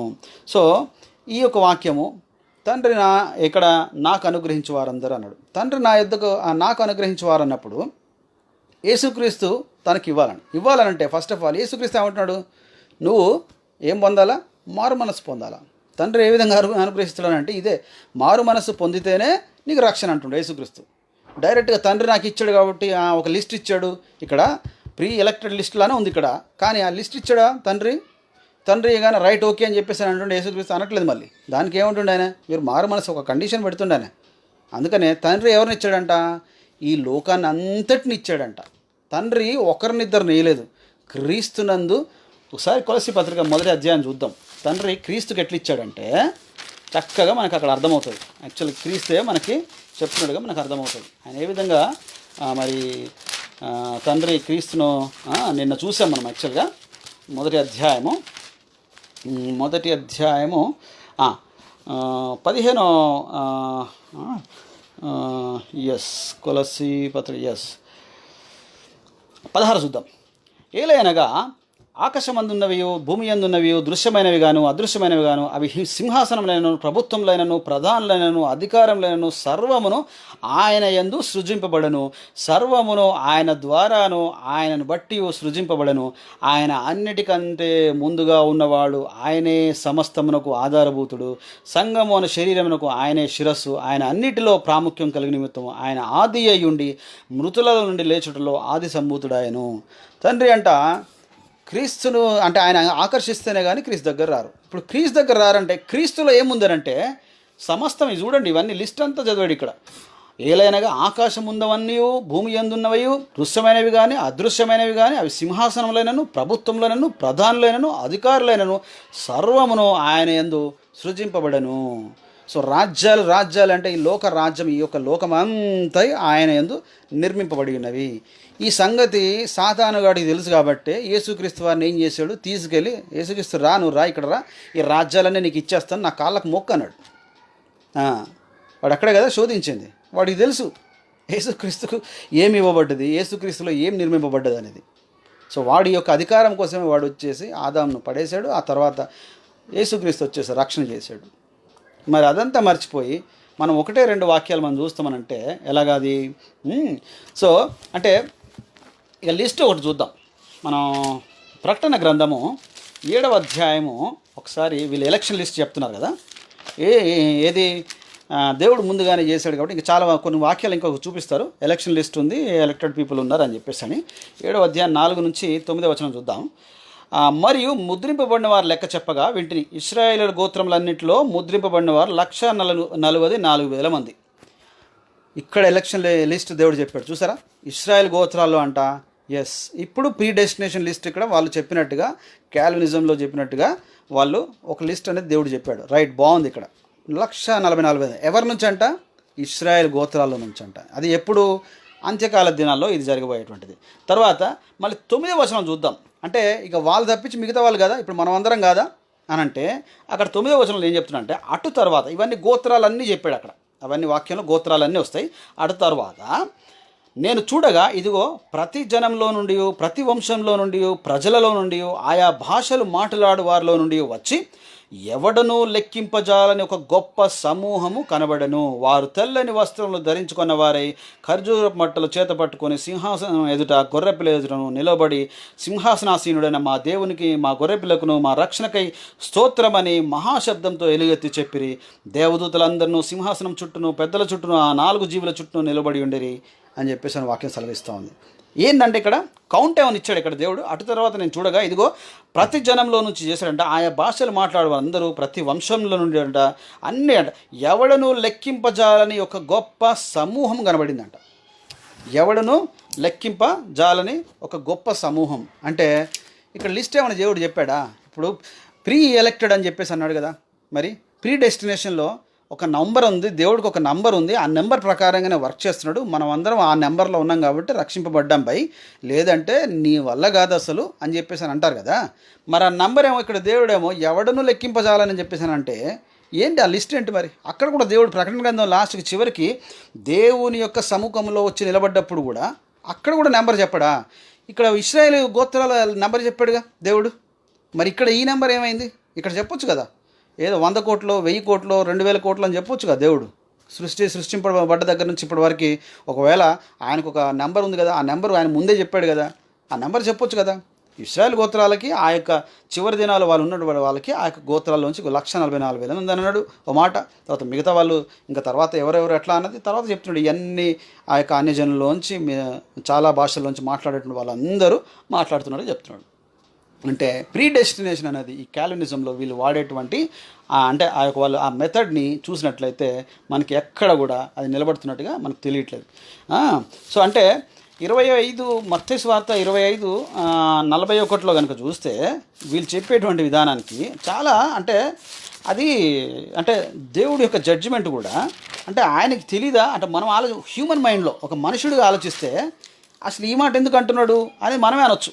చూడండి ఒకసారి, అప్పుడు ఆయన ఎడమవైపు ఉండి వారిని చూచి శపింపబడిన వారులారా, నన్ను విడిచి అపవాదికిని వాని దూతలకును సిద్ధపరచబడిన నిత్యాగ్నిలోనికి పోవుడి అని చెప్పేసి అని అంటున్నాడు. ఏమంటుండంటే అందుకు ఇక్కడ ఏమనుంది, అప్పుడు ఆయన ఎడమ వైపున ఉండి వారిని చూచి శపింపబడిన వారులారా, నన్ను విడిచి అపవాదికిని వాని దూత అంటే లాస్ట్ ఫైనల్ జడ్జిమెంట్ అప్పుడంట దేవుడంట ఈ ఎవరైతే ఎలక్షన్ లిస్టులో లేరు కదా, అంటే దేవుడు ఎన్నుకొనబడ్డవాడు లిస్టులో లేరు కదా, వాళ్ళు ఏమవ్వాలి? వాళ్ళంట నరకానికి వెళ్ళాలి. ఆల్రెడీ దేవుడు ముందుగానే నిర్ణయించాడు. మళ్ళీ దేవుని సముఖంలో పోయి నిలబడడం ఏంటి? మళ్ళీ ఆయన మీరు ఎదుగో శపింపబడిన వారు మీరు వెళ్ళిపోండి అని చెప్పి అనడం ఏంటి? అందులో ఒకటి అనొచ్చు కదా, దేవా నువ్వు ముందే లిస్ట్ తయారు చేసావు కదా, ఇక నువ్వు అనడం ఏంది, ఇక మేమే పోతాంలే అని చెప్పేసి అంటారుగా. వీళ్ళు ఏ విధంగా ఇది తయారు చేశారు? ఈ యొక్క ఈ థియోలాజికల్ కాన్సెప్ట్ అనేది మనకి అర్థం కాని విధంగా ఉంది. సో కాబట్టి అంటే వీళ్ళ ప్రకారంగా ఏంటంటే క్యాల్వినిస్టుల ప్రకారం ఏంటంటే మేము 5 పాయింట్లు నమ్మము, అందులో 1 పాయింట్ నమ్ముతాం, 2 పాయింట్లు నమ్ముతాం అని అంటారు. ఏ 1 పాయింట్ నిలబడకపోయినా అంత క్యాల్వినిజం అంతా అది కొలాప్స్ అయిపోయినట్టే, అసలు యాక్చువల్గా ఉండదు. కానీ అయినప్పటికీ వాళ్ళు 1 పాయింట్, 2 పాయింట్లు, 3 పాయింట్లు అని చెప్పేసి అని అంటూ ఉంటారు. ఈ 1 పాయింట్, 2 పాయింట్లు, 3 పాయింట్లు అన్నప్పుడు అసలు నిజంగా కనుక క్యాల్వినిజం కనుక అంటే ఆ యొక్క కాన్సెప్ట్లో కనుక వీళ్ళు కనుక ఉంటే ఏది ప్రీ డెస్టినేషన్ ముందుగానే నిర్ణయింపబడినటువంటి లిస్టులో కనుక అది కనుక మనం కనుక చెప్తే నిజంగా వాళ్ళు గాస్పల్ చేయకూడదు. గాస్పల్ ఎందుకు చేస్తున్నారు? వాళ్ళు సువార్త చేయకూడదు కదా. మనమంతా యాక్చువల్ సువార్త చేయకూడదు. లిస్ట్లో ఉన్నామంటే మనం సువార్త పరిచయం ఎందుకు అవసరం లేదు కదా. దేవుడు ఎట్లాగైనా రక్షించుకుంటాడు ఆ ఇర్రెసిస్టిబుల్ గ్రేస్తో, అంటే ఎదురే లేనటువంటి కృపతో ఆయన రక్షించేసేసుకుంటాడు. తర్వాత ఇంకో మాట ఏంటంటే, బ్రదర్ మీ గురించి మేము ప్రార్థన చేస్తాము, మీ గురించి మేము ప్రార్థన చేస్తామని అనాల్సిన పని కూడా లేదు. ఎందుకంటే ప్రీ ఎలక్టెడ్ లిస్ట్లో ఉన్నవాడి గురించి మనం ప్రార్థన చేయాల్సిన అవసరం ఉందా? వాడి గురించి అవసరం లేదు. ఈ ఎలక్షన్ లిస్టులో లేనివాడి గురించి అసలు ప్రార్థన చేయకూడదు. ఎందుకు? వాడు ఎలక్షన్ లిస్టులో లేడు, వాడి గురించి మనం ప్రార్థన చేస్తామా? అవసరం లేదు కదా, దేవుడే ముందు నిర్ణయించాడు కదా. వీడి గురించి ప్రార్థన అవసరం లేదు, వాడి గురించి ప్రార్థన అవసరం లేదు. నువ్వు ఎలక్షన్ లిస్టులో ఉన్నావు, నీ గురించి నువ్వు ప్రార్థన అవసరం లేదు, ఎందుకంటే నువ్వు వెళ్ళిపోతావు డైరెక్ట్ ఎలాగైనా కానీ. ఇక ప్రార్థన ఎందుకు నీకు? ప్రార్థన జీవితం ఎందుకు ఇంకా అవసరమా? ప్రార్థన జీవితం అవసరం లేదు, అంటే గాస్పెల్ అవసరం లేదు, ప్రార్థన జీవితం అవసరం లేదు. తర్వాత యేసు ఏమన్నాడు? ఆయన ఇశ్రాయేల్ కోసం వచ్చా అన్నాడు. ఇశ్రాయేల్ కోసం వచ్చా అన్నాడు. అంటే ఇశ్రాయేల్ కోసం అని కాదు, ఇశ్రాయేల్ యొద్దకు నేను పంపబడ్డాను అన్నాడు. ఇశ్రాయేల్ యొద్దకు నేను పంపబడ్డాను అంటాడు అని ప్రపంచ మానవాళి కోసం అని మళ్ళీ ఆయన తర్వాత తన బోధలోనే అక్కడే మాట్లాడతాడు ఆయన. ఇంకా నేను ఇదిగో ఈ యొక్క మంద కాకుండా మరొక మంద ఉంది అంటాడు. అంటే ఇశ్రాయేలును ఒక మందగా పిలిచాడు, మరొక మంద ఉంది, దాన్ని కూడా నేను అంటే ఈ అన్యజనులు ఉన్నటువంటి మంద, ఈ మంద అన్నిటినీ రక్షించాలి. అందుకని ఏమన్నాడంటే శిష్యులకు ఏం చెప్పాడంటే మీరు సర్వలోకానికి వెళ్ళండి అన్నాడు. నిజంగా సర్వలోకానికి వెళ్ళండి అనకుండా మీరు ఇశ్రాయేలులోనే మారుమూల ప్రాంతాన్ని each and every new corner of the city టౌన్కి వెళ్ళిపోయి ఆ గ్రామానికి వెళ్ళిపోయి వాళ్ళందరినీ రక్షించండి, ఇక మిగతా ఎక్కడికి వద్దు అని అంటే వాళ్ళు అదే చేసేవాళ్ళు. వాళ్ళు ప్రాణాలకు తెగించి తోమా ఇక్కడికి వచ్చాడు, భారతదేశానికి వచ్చాడు, ఇండియాకి వచ్చాడు. ఇంతమంది పౌలు కానీ లేదంటే ఇంకా మిగతా అపోస్తులు కానీ చేసినటువంటి అంత గొప్ప త్యాగాన్ని ఏ విధంగా అందాం మనం? మరి తీసి పక్కన పడేద్దామా? సొంత బోధలు, సొంత థియాలజీ ఒకటి బిల్డ్ చేసేసుకొని ఒక ట్యూలిప్ అనేటువంటిది ఆ 5 పాయింట్స్ చేసేసుకొని దానిలోనే మనం చేసుకుంటూ, అంటే దేవుడి యొక్క సావర్నిటీ, ఆయన సావరిన్ అథారిటీ అని చెప్పేసి, అంటే ఆయన సార్వభౌమాధికారం అని చెప్పేసి. నిజంగా దేవుడు సార్వభౌమాధికారి, సర్వాధికారి అనేటువంటి దేవుడైతే సర్వాన్ని రక్షించేటువంటి కార్యాన్ని క్రియం చేయాలి కదా. అదే యేసుక్రీస్తు ద్వారా ఇచ్చాడు. అందుకే వాళ్ళు ఏమంటారంటే అప్పుడు ఆ ఆయన రక్షణ కార్యం చేశాడు, మరి లోకమంతటి ఎందుకు రక్షణ ఇచ్చాడు? ఆప్షన్ ఇచ్చాడు కదా, ఫ్రీడమ్ ఇచ్చాడు, ఆయన ఫ్రీ విల్ ఇచ్చాడు. It is up to you. నువ్వు వచ్చి రక్షణ పొందడానికి ఫ్రీగా నీకు దానికి ఫ్రీ గిఫ్ట్గా అన్నాడు ఆయన. ఆ ఫ్రీ గిఫ్టే ఇచ్చాడు ఆయన, లోకానికి అందరికీ మనం ప్రకటించాం. అందుకనే రోమాపత్రిక యాక్చువల్గా 2వ అధ్యాయంలో ఏముంటుందంటే చాలా చక్కగా యాక్చువల్గా అక్కడ అసలు చాలా లాట్ ఆఫ్ చాలా విషయాలు డిబేటబుల్, అసలు మొత్తం 2, 3, 4 అధ్యాయాల్లో చాలా విషయాలు చెప్తాడు అక్కడ. 2వ అధ్యాయంలో 2:11 వచనంలో ఏముంటుందంటే దేవునికి పక్షపాతం లేదన్నాడు. దేవునికంటే పక్షపాతం లేదు. ఈ పక్షపాతం లేదన్నప్పుడు ఎలక్టెడ్ లిస్ట్ ఉంటుందా? ఇది చెప్పాలి. ఇది దేవుడు పక్షపాతం అంటే ఎలక్టెడ్ లిస్ట్ ఉంటే డెఫినెట్గా రేపొద్దున ఎవరైనా కానీ రేపు ఆ యొక్క జడ్జిమెంట్ సీట్లో దేవుడు కూర్చున్నప్పుడు ఎవడైతే రక్షింపబడలేదో, ఎవడైతే వాడు క్రీస్తుని అంగీకరించకుండా ఉన్నాడో, ఎవడైతే వాడు ఆ యొక్క ఎలక్టెడ్ లిస్టులో లేడో, ఎన్నుకోబడ్డవాడు లేడో, వాడేమంటాడు? నువ్వు పక్షపాతివి అని అంటాడు. ఎందుకు? నువ్వు ముందుగానే లిస్ట్ తయారు చేసావని. కానీ తండ్రి ఇక్కడ ఏమన్నాడు? మీరు క్రీస్తునందు రండి, క్రీస్తు ద్వారా రండి అన్నాడు. క్రీస్తు ద్వారా రావాలంటే క్రీస్తు ఏం చెప్తున్నాడు? మీరు మారు మనసు పొంది పశ్చాత్తాపం పొంది ఇదిగో నీటి ద్వారాను ఆత్మ ద్వారాను మీరు తిరిగి జన్మించండి, మీ పరలోక రాజ్యానికి మీరు వారసులు అవుతారు అని చెప్పేసి అని అంటా ఉన్నాడు. ఇక్కడేమో దేవుడు పక్షపాతి కాదని అంటున్నాడు. మళ్ళీ అక్కడ ఇంకా కంటిన్యూస్ చదువుదాం. ధర్మశాస్త్రం లేక పాపం చేసిన వారందరూ ధర్మశాస్త్రం లేకయే నర్శించరు. ఇక డిఫరెంట్ పీపుల్ని ఆ యొక్క ఏది అక్కడ యూదుల గురించి చాలా యాక్చువల్గా డిస్కషన్ అవుతుంది, పౌలుకుని యూదుల మధ్యలో అవుతుంది, చాలా ఫైట్ అవుతుంది అక్కడ. ఆయన యూదుల గురించి మాట్లాడుతూ, బాబు మీకు ధర్మశాస్త్రం ఉన్నా కానీ జాగ్రత్తగా ఉండండి, మీరు ఎలక్టెడ్ లిస్టులోకి రావాలి అని అంటే క్రీస్తు యొక్క ఆ యొక్క రక్షణల ద్వారానే మీరు వస్తారు. మీరు ఇప్పటిదాకా మీరు చోజన్ పీపుల్ అని చెప్పేసి అనుకుంటున్నారు, దేవుడు ఒక మెస్సియా అని ఒక రక్షకుని పంపుతా అన్నాడు. ఇప్పుడు మీరు ఆయన తృణీకరిస్తే మీరు ఆ లిస్టులో ఉండరు అని చెప్తున్నాడు. అందుకనే వాళ్ళు నమ్మేటువంటి ధర్మశాస్త్రం గురించి ఆయన ఛాలెంజ్ చేసి మాట్లాడుతున్నాడు ఇక్కడ.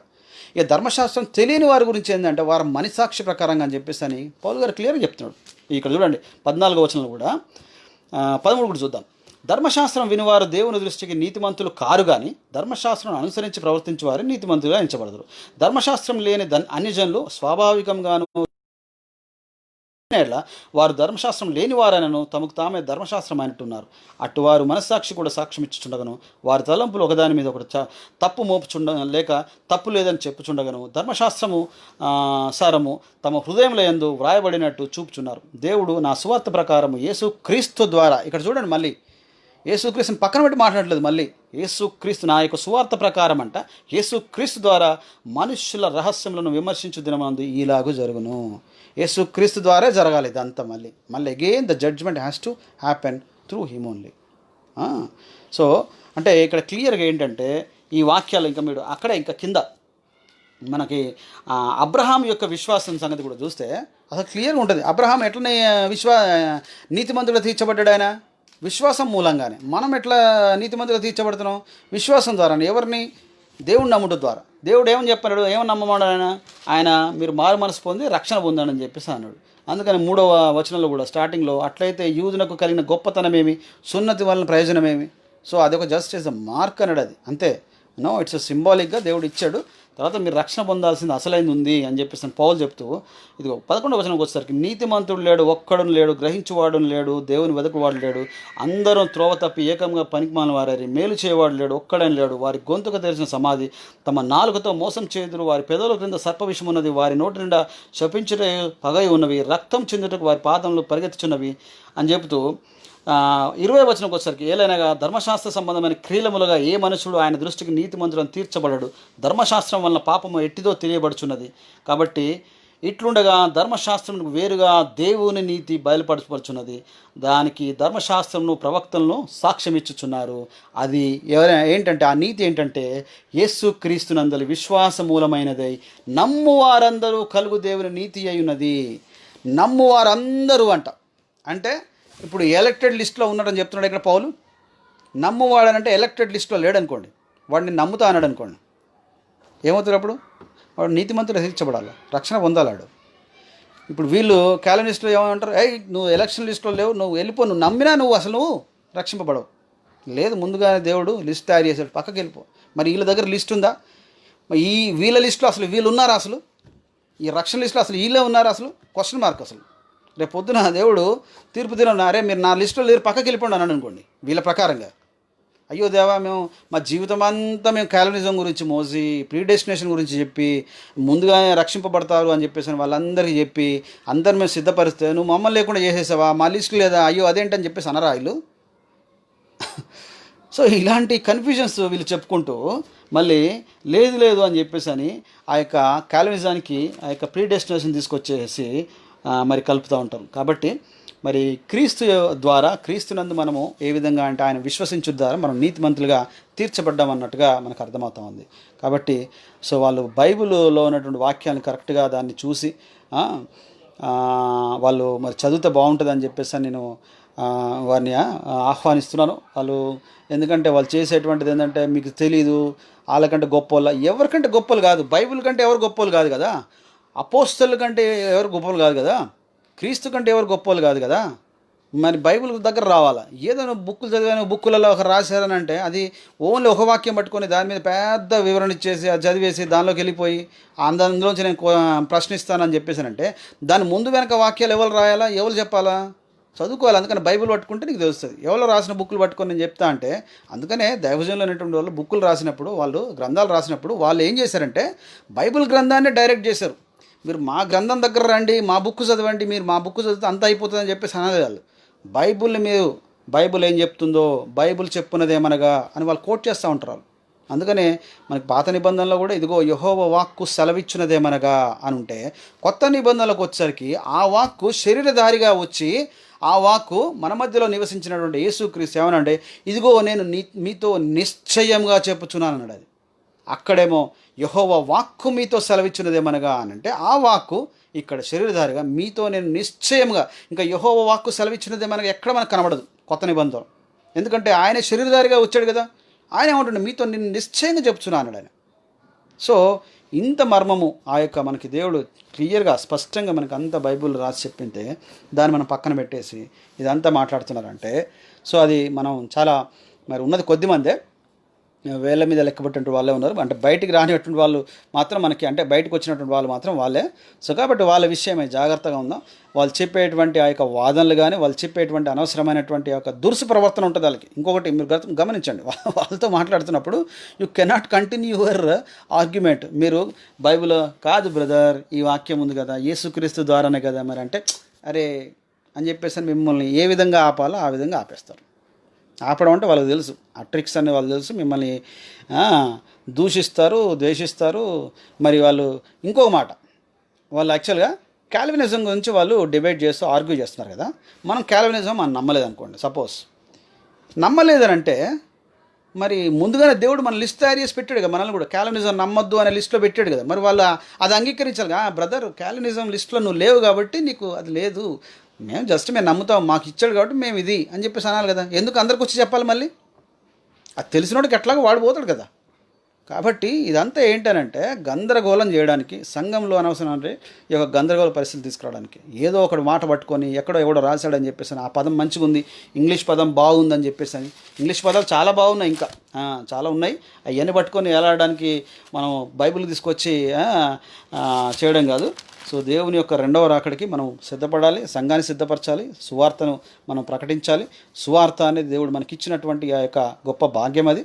అది సువార్తని తీసుకెళ్ళమన్నాడు, సర్వలోకానికి ప్రకటించమన్నాడు. ఇప్పుడు బైబిల్లో ఉన్నటువంటి ఆ యొక్క ప్రపంచంలో ఉన్నటువంటి భాషలన్నింటిలో దాదాపుగా ఆల్మోస్ట్ 4500 పైనే భాషల్లో అనువదించబడ్డది బైబిల్. అంటే new testament plus old testament కలిపి.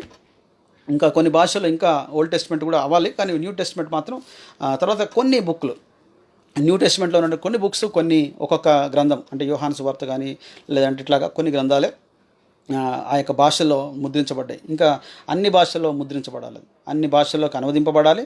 అది జరుగుతుంది కూడా. అది విక్లిఫ్ అనేటువంటి ఆర్గనైజేషన్ కానీ మిగతా ఇంకా అదర్ ఆర్గనైజేషన్స్ పనిచేస్తున్నాయి.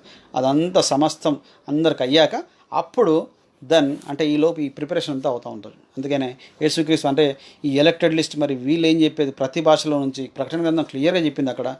మరి ఆ గ్రంథంలో ఉన్నటువంటి వాక్యాన్ని వాళ్ళు ఏం చేస్తారు, దానికి వీళ్ళు క్యాలనిస్టిక్ బైబిల్ చేసేసుకోవాలి. ఇంకా ఓన్ యెహోవా సాక్షులకు ఉన్నటువంటి వాళ్ళ బైబిల్, సొంత బైబిల్ ఒకటి పెట్టుకున్నారు కదా, వాళ్ళు రాసుకున్నారు కదా, అలాగే ఇప్పుడు క్యాలనిస్టిక్ బైబిల్ని రాసుకోవాలి. ఈ బైబిల్ వాడకూడదు వాళ్ళకి, ఎందుకంటే చాలా వాక్యాలు మార్చాలి.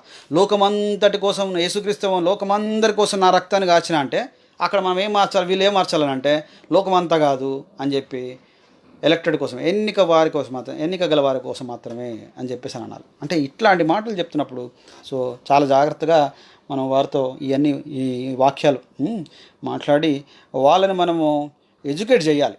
అది ప్రాబ్లం. ఎందుకంటే పేతురు గారు ఏమన్నారంటే మంచి మాట అన్నారు, అది నేను చెప్పేసి నేను ముగిచ్చేసి మీ కామెంట్స్లోకి వచ్చేస్తాను. నేను జస్ట్ కమ్.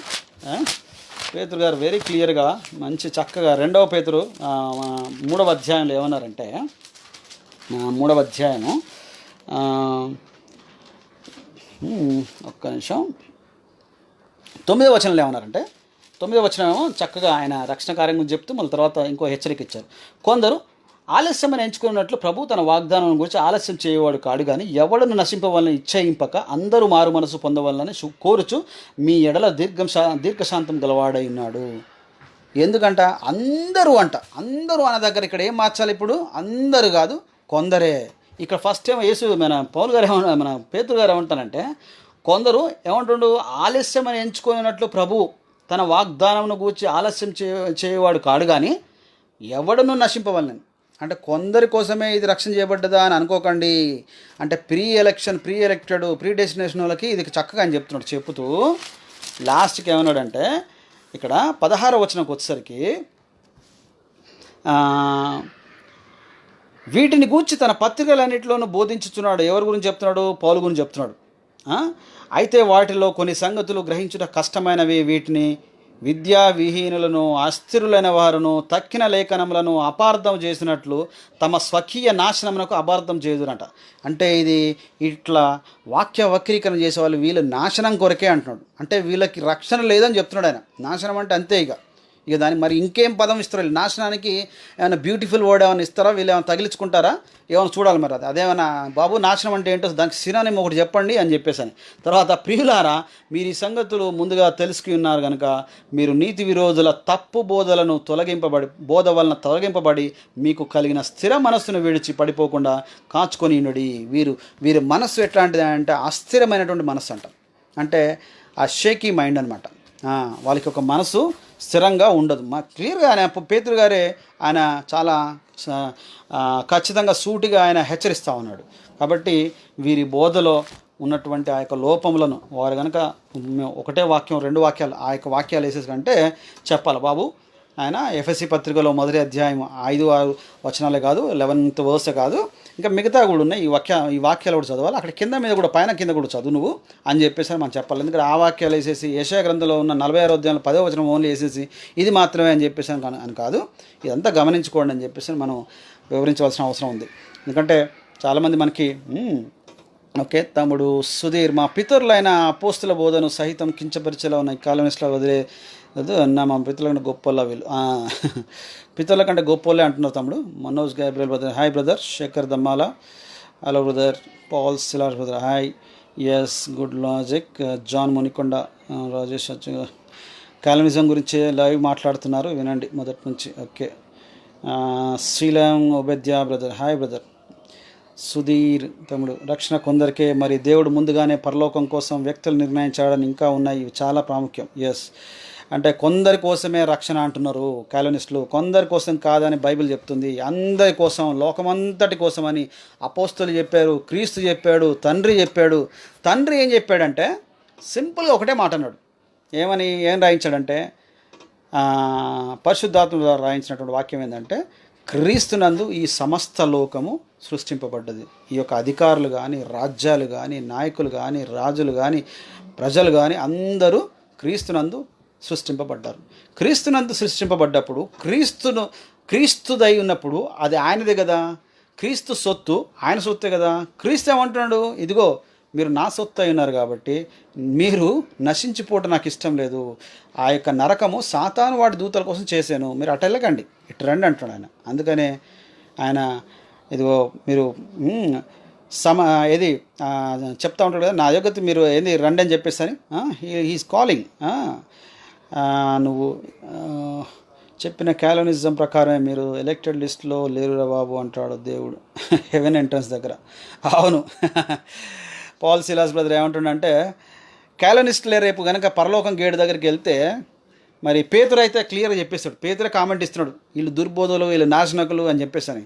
అక్కడ ఏమంటాడంట, గెట్ అవుట్ అంటాడంట. మీరు ఎందుకంటే లిస్టులో లేరు కదరా వెళ్ళిపోండి అని చెప్పేసి అంటాడంట. మీరు స్థిరమైనటువంటి మనుషులు కాదు, అసలు మీరు సంఘాన్ని చెరిపేటువంటి మనుషులు అని చెప్పేసి అని పేతురు చెప్తున్నట్టుగా ఆ వాక్యాలు మనకు అర్థమవుతుంది.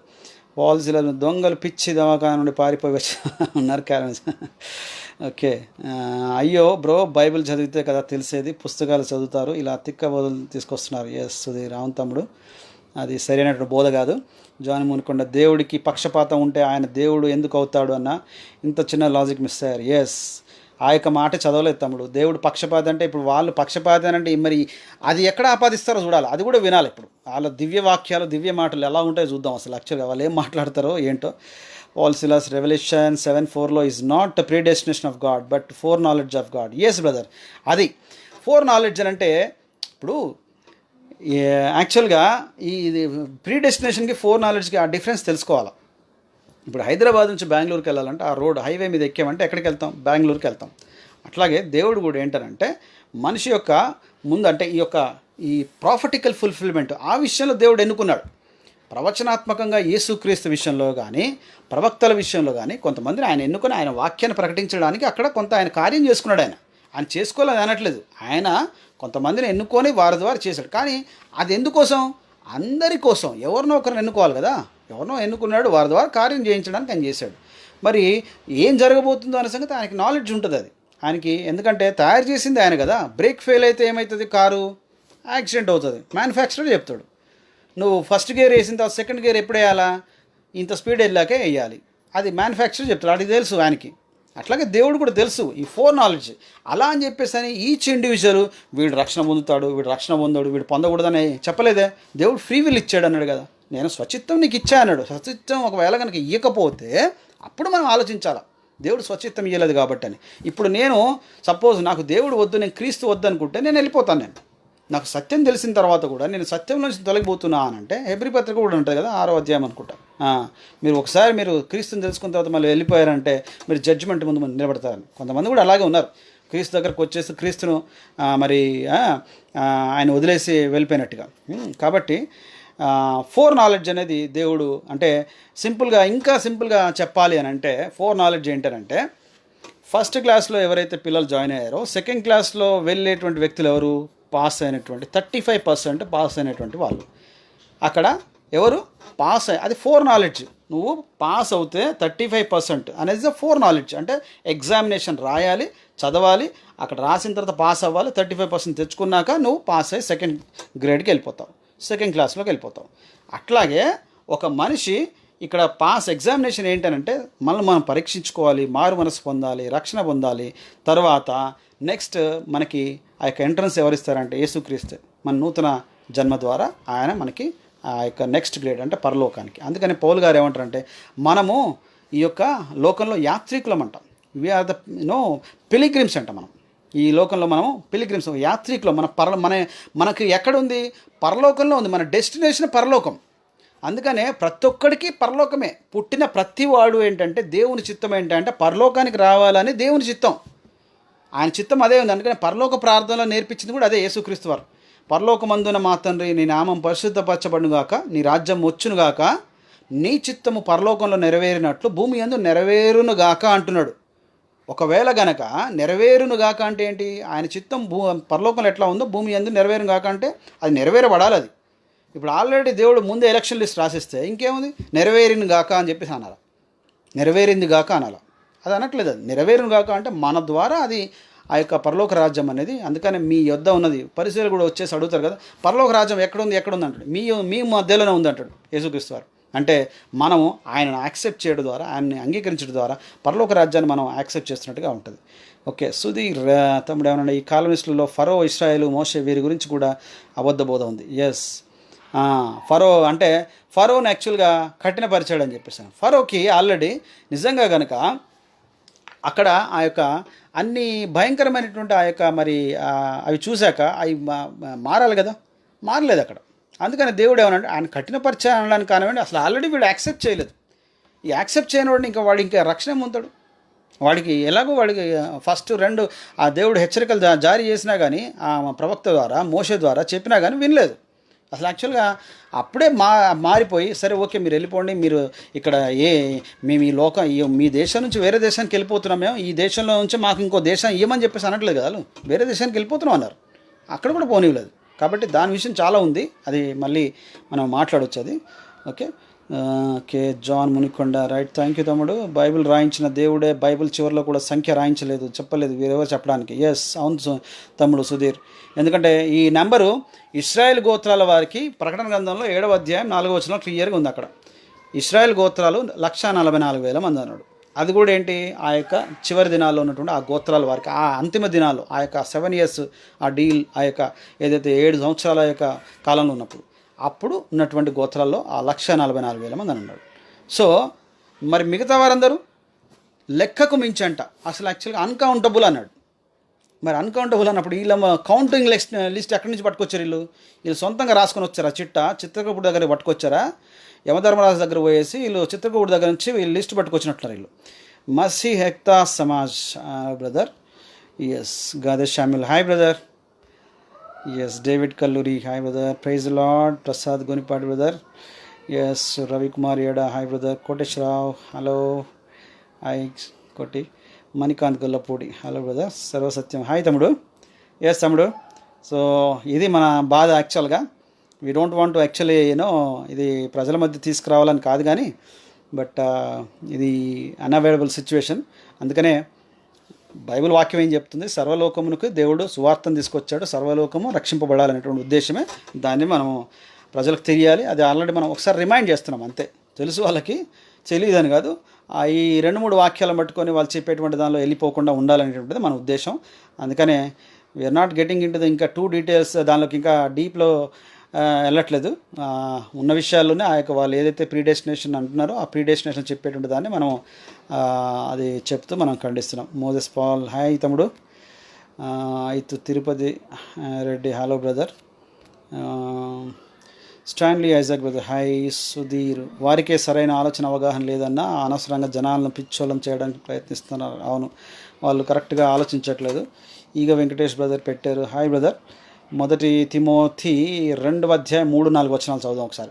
ఇది మంచిదియు మన రక్షకుడకు దేవుని దృష్టికి అనుకూలమైనది అయినది. ఆయన మనుషులందరూ రక్షణ పొంది సత్యమును గూర్చిన అనుభవ జ్ఞానం గలవారై ఉండవాలని ఇచ్చయించుచున్నాడు. ఇప్పుడు ఇది ఎఫెసీ పత్రిక 1వ అధ్యాయం 5-6 వచనాలు 11వ వచనం చూపించి ఇదిగో దేవుడు ఎన్నికను చూపించాడు చూసారా.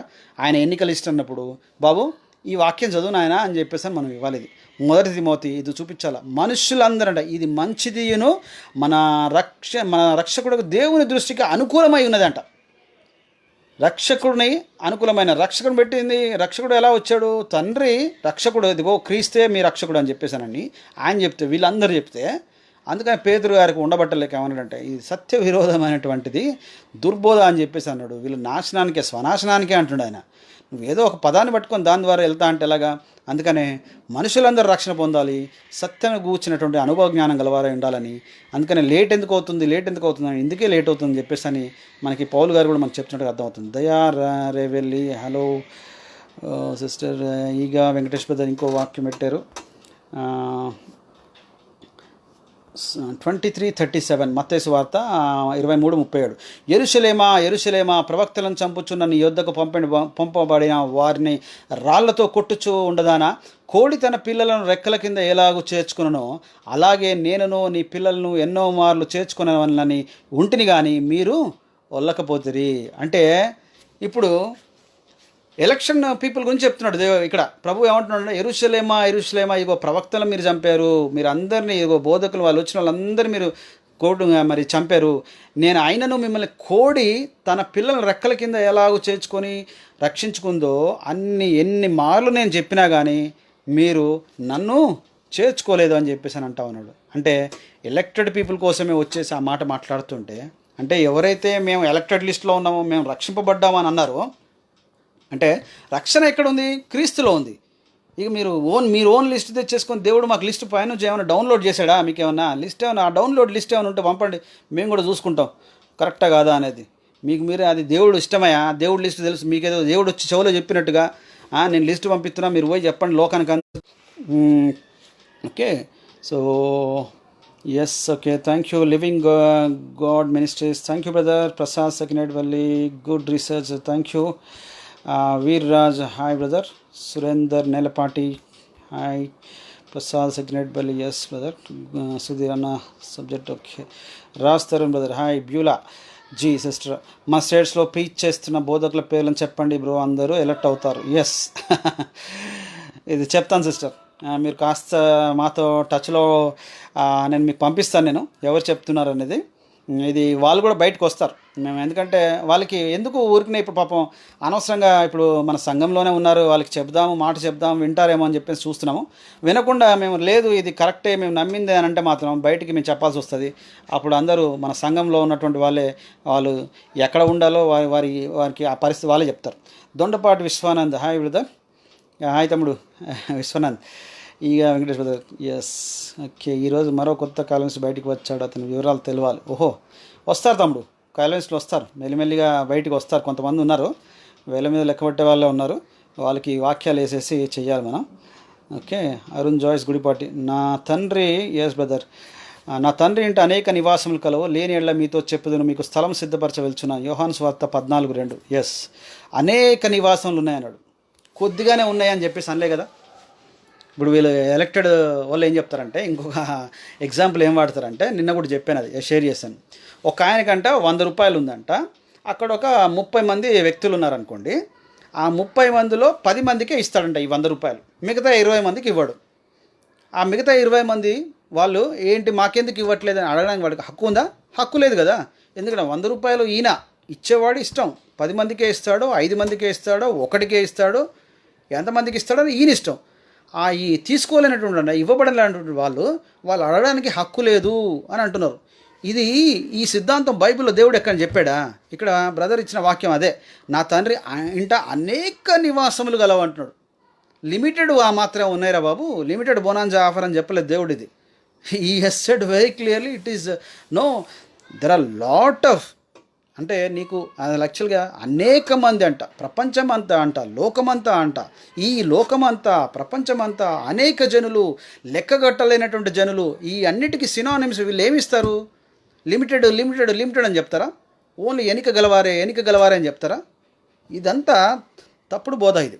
సో కాబట్టి we have to be careful. ఇది ఈరోజు మనం చూసినటువంటి మాటలు. Okay, any questions are there? Yes Satish Kumar hi brothers. Sudheer Kumar Tarpatla లిటరల్గా ఫరోని కఠినపరిచానని రాశారు కదా అన్న. ఎస్ అంటే బ్రదర్ అవును. అంటే ఫరోని కఠినపరచడానికి ఇప్పుడు దేవుడు ఒక రక్షణ కార్యానికి యాక్చువల్గా ఆ ప్రజలను ఎన్నుకున్నాడు, వారి ద్వారా ఈ లోకం అంతటికి వెళ్ళిపోవాలి. సో ఆల్రెడీ ఫరోని ఏం చేస్తాడంటే ఫరోకి హెచ్చరికలు జారీ చేశాడు దేవుడు మోషే ద్వారా, ఇదిగో ఇది జరుగుతుంది, ఇదిగో తెగుళ్ళు వస్తున్నాయి, అది ఇదని. ఇంకా కఠినపడుతున్నాడు కానీ అవ్వట్లేదు. అందుకని దేవుడు ఏమన్నాడు అంటే ఈ మారట్లేదు కాబట్టి ఇంకా నేను ఆయన్ని కఠినపరిచానని చెప్పేసి అన్నాడు. అక్కడ యాక్చువల్గా ఫరోని రక్షించడానికి ఇప్పుడు మోషే అంత అద్భుత కార్యం ఏది, ఫరో ఏం చేశాడు, ఆయన తన మంత్రగాలను ఉపయోగించాడు. ఆయన ఆ యొక్క కర్రను విసిరేసినప్పుడు కర్రను యాక్చువల్గా అదే సాల్వేషన్ పాయింట్, ఏది ఫరోకి రక్షణ పాయింట్ అక్కడే యాక్చువల్గా, ఏది ఆ కర్రను విసిరేగానే అది పాము అయిపోయింది.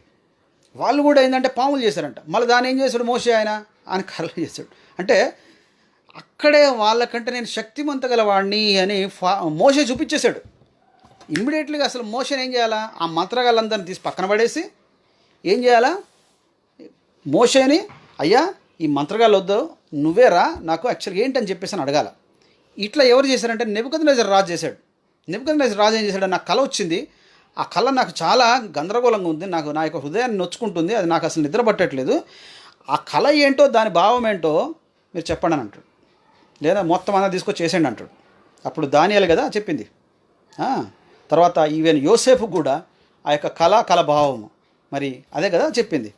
అంటే అక్కడ వాళ్ళు ఏం చేశారు, యోసేపు ఏమయ్యాడు, ఆ కళ భావం చెప్పగానే ఏమయ్యాడు, ఆయన రాజుగా చేశాడు. కాబట్టి లేదంటే ఆ ఫరో కూడా యాక్చువల్లీ ఈ మొదటి ఇక్కడ ఉన్నటువంటి ఈ ఫరోలాగా అవ్వాల్సిందే. ఈ నెబుకద్నెజర్ రాజుని సగం కూడా ఇక్కడ మరి దానియేలు చెప్పినప్పుడు కూడా ఆయన క్లియర్గా ఓకే ఇది జరగబోతుందా అని చెప్పేసి అన్నాడు. అంటే ఆ యొక్క అంటే ఒబీడియన్స్, దేవుడు చూసేది ఏంటంటే ఒబీడియన్స్ చూస్తున్నాడు. సో ఒబీడియన్స్ అనేది హీఈస్ ఎక్స్పెక్టింగ్. అందుకనే మీరు నా మాట వినండి, నా మాట ఆలకించండి అంటున్నాడు ఆయన. ఏంటంటే అంటే ఈ విషయాలు అంటే మనం కనుక ఆలోచించినట్లయితే, so Kiran Joshi Pusapadu, yes brother hi, కన్ఫ్యూజన్లో ఉన్నామన్నా క్లారిటీ పక్కాగా ఇవ్వండి అన్న. సుధీర్ కుమార్ తారపట్ల కన్ఫ్యూజన్ దేని గురించి బ్రదర్, క్యాలెండిజం గురించా లేదనంటే మీరు అంటే ఇది ఫరో గురించా మీరు అనేది? ఫరో గురించి నేను చెప్పాను కదా. సో ఫరోకి యాక్చువల్లీ దేవుడు ఒక ఛాన్స్ ఆల్రెడీ ఇచ్చినట్టే అక్కడ, ఏది మోషే ఆ యొక్క అద్భుత కార్యాలు, ఆయన తెగుళ్ళు కానీ అద్భుత కార్యాలు కానీ అవన్నీ ఆయనకి ఛాన్సెస్, అవన్నీ ఆ ఛాన్సెస్ చూసిన వాళ్ళు ఇప్పుడు. అందుకని ఇశ్రాయేలీయులు ఐగుప్తును వదిలి ఈ ఎర్ర సముద్రం ద్వారా కనాను ప్రాంతానికి వెళ్తున్నప్పుడు చాలామంది ఐగుప్తులు కూడా వారితో పాటు ప్రయాణించినట్టుగా ఉంది. మరి వాళ్ళు ఎందుకు వచ్చారు, ఇశ్రాయేలు అయిన వాళ్ళని బలవంత పెట్టి తీసుకొచ్చారా? లేదు. సో మరి ఫరో ఎందుకు ఈ విధంగా మరి ఆయన మారకుండా ఉన్నాడు? So that is nothing but he is not accepting, he is just denying. అంటే ఎలక్టెడ్ లిస్ట్లో లేడని చెప్పేసి అని అంటారా? అసలు యాక్చువల్గా దేవుడు ఏం చేశాడంటే ఇంకో రకంగా అసలు ఫరోకి బలవంతంగా చూపించాడు, ఇంకా కృపను చూపించాడు బలవంతంగా. ఒక రకంగా చెప్పాలంటే బాబు ఇక వీళ్ళు చోజన్ పీపుల్, వీళ్ళతో పెట్టుకోకని చూపించాడు కూడా. ఆయన పెట్టుకున్నాడు. అంటే దేవుడు he wants to save everyone. అసలు యాక్చువల్గా ఫరోని ముట్టుకొని ఫరోని చేయాల్సిన అవసరం లేదు. కానీ అక్కడ అంటే మళ్ళీ తర్వాత వాక్యాల్లో ఉంటుందిలేండి, తన మహిమను ఆయన చూపించుకోవడానికి ఉంటుంది. Yes of course. బట్ అల్టిమేట్గా ఏంటంటే ఏ ఒక్క రాజును కానీ ఎక్కడ కానీ దేవుడు ఎవరిని కూడా చేయాలని కాదు. ఆయన కొన్ని ప్రణాళికలు, కొన్ని ప్లాన్స్ ఉన్నాయి. దేవుడికి కొన్ని ప్లాన్స్ ఉన్నాయి, ప్లాన్స్ లేవని కాదు, కొన్ని ప్రణాళికలు ఉన్నాయి. దాన్ని నెరవేర్చడానికి ప్రవక్తలను వాడాడు, తన జనాంగాన్ని వాడాడు, అన్నీ చేశాడు. బట్ అల్టిమేట్గా మరి మిగతాదంతా ఏంటంటే ఎస్ రాజా రవిప్రసాద్ మోకా బ్రదర్ ఎస్ మరియు ఎవరిని ముందుగా నిర్ణయించినో వారిని పిలిచనో, ఎవరిని పిలిచినో వారిని నీతిమంతులుగా తీర్చనో, ఎవరిని నీతిమంతులుగా తీర్చనో వారిని మహిమపరచను, వారిని మహిమపరచను.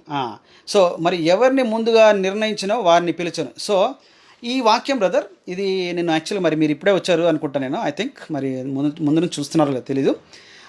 ఎఫ్ఎస్సి పత్రిక కూడా జగదుత్పత్తి పునాదికి ముందే అని చెప్పేసి అని ఉంటుంది, ఎవరిని ఎన్నుకున్నాడో అని చెప్పేసి అని ఉంటుంది. సో జగదుత్పత్తి పునాదికి ముందే ఎవరిని ఎన్నుకున్నాడు అని అంటే మొట్టమొదటగా క్రీస్తునందు యాక్చువల్గా ఈ యొక్క జగత్తునంతటిని చేశాడు దేవుడు. క్రీస్తునందు చేసి ఇప్పుడు ఏమంటుండంటే క్రీస్తు ద్వారా క్రీస్తు దగ్గరికి క్రీస్తు మూలంన అని చెప్పేసి అని మళ్ళీ అంటున్నాడు. క్రీస్తుడు ఏమంటుండో మీరు నా దగ్గర రండి అంటున్నాడు. అందుకనే మరి ఎవరిని ముందుగా నిర్ణయించిన వారిని పిలిచెను, ఎవరిని పిలిచినో వారిని నీతిమంతులుగా తీర్చను అని అంటే ఎవరిని ముందుగా నిర్ణయించను అని అంటే ఎవరి యందు నిర్ణయించాడు? క్రీస్తు యందు నిర్ణయించాడు. ఆయన మొదటగా ఒక షార్ట్ లిస్ట్ చేయలేదు ఆయన.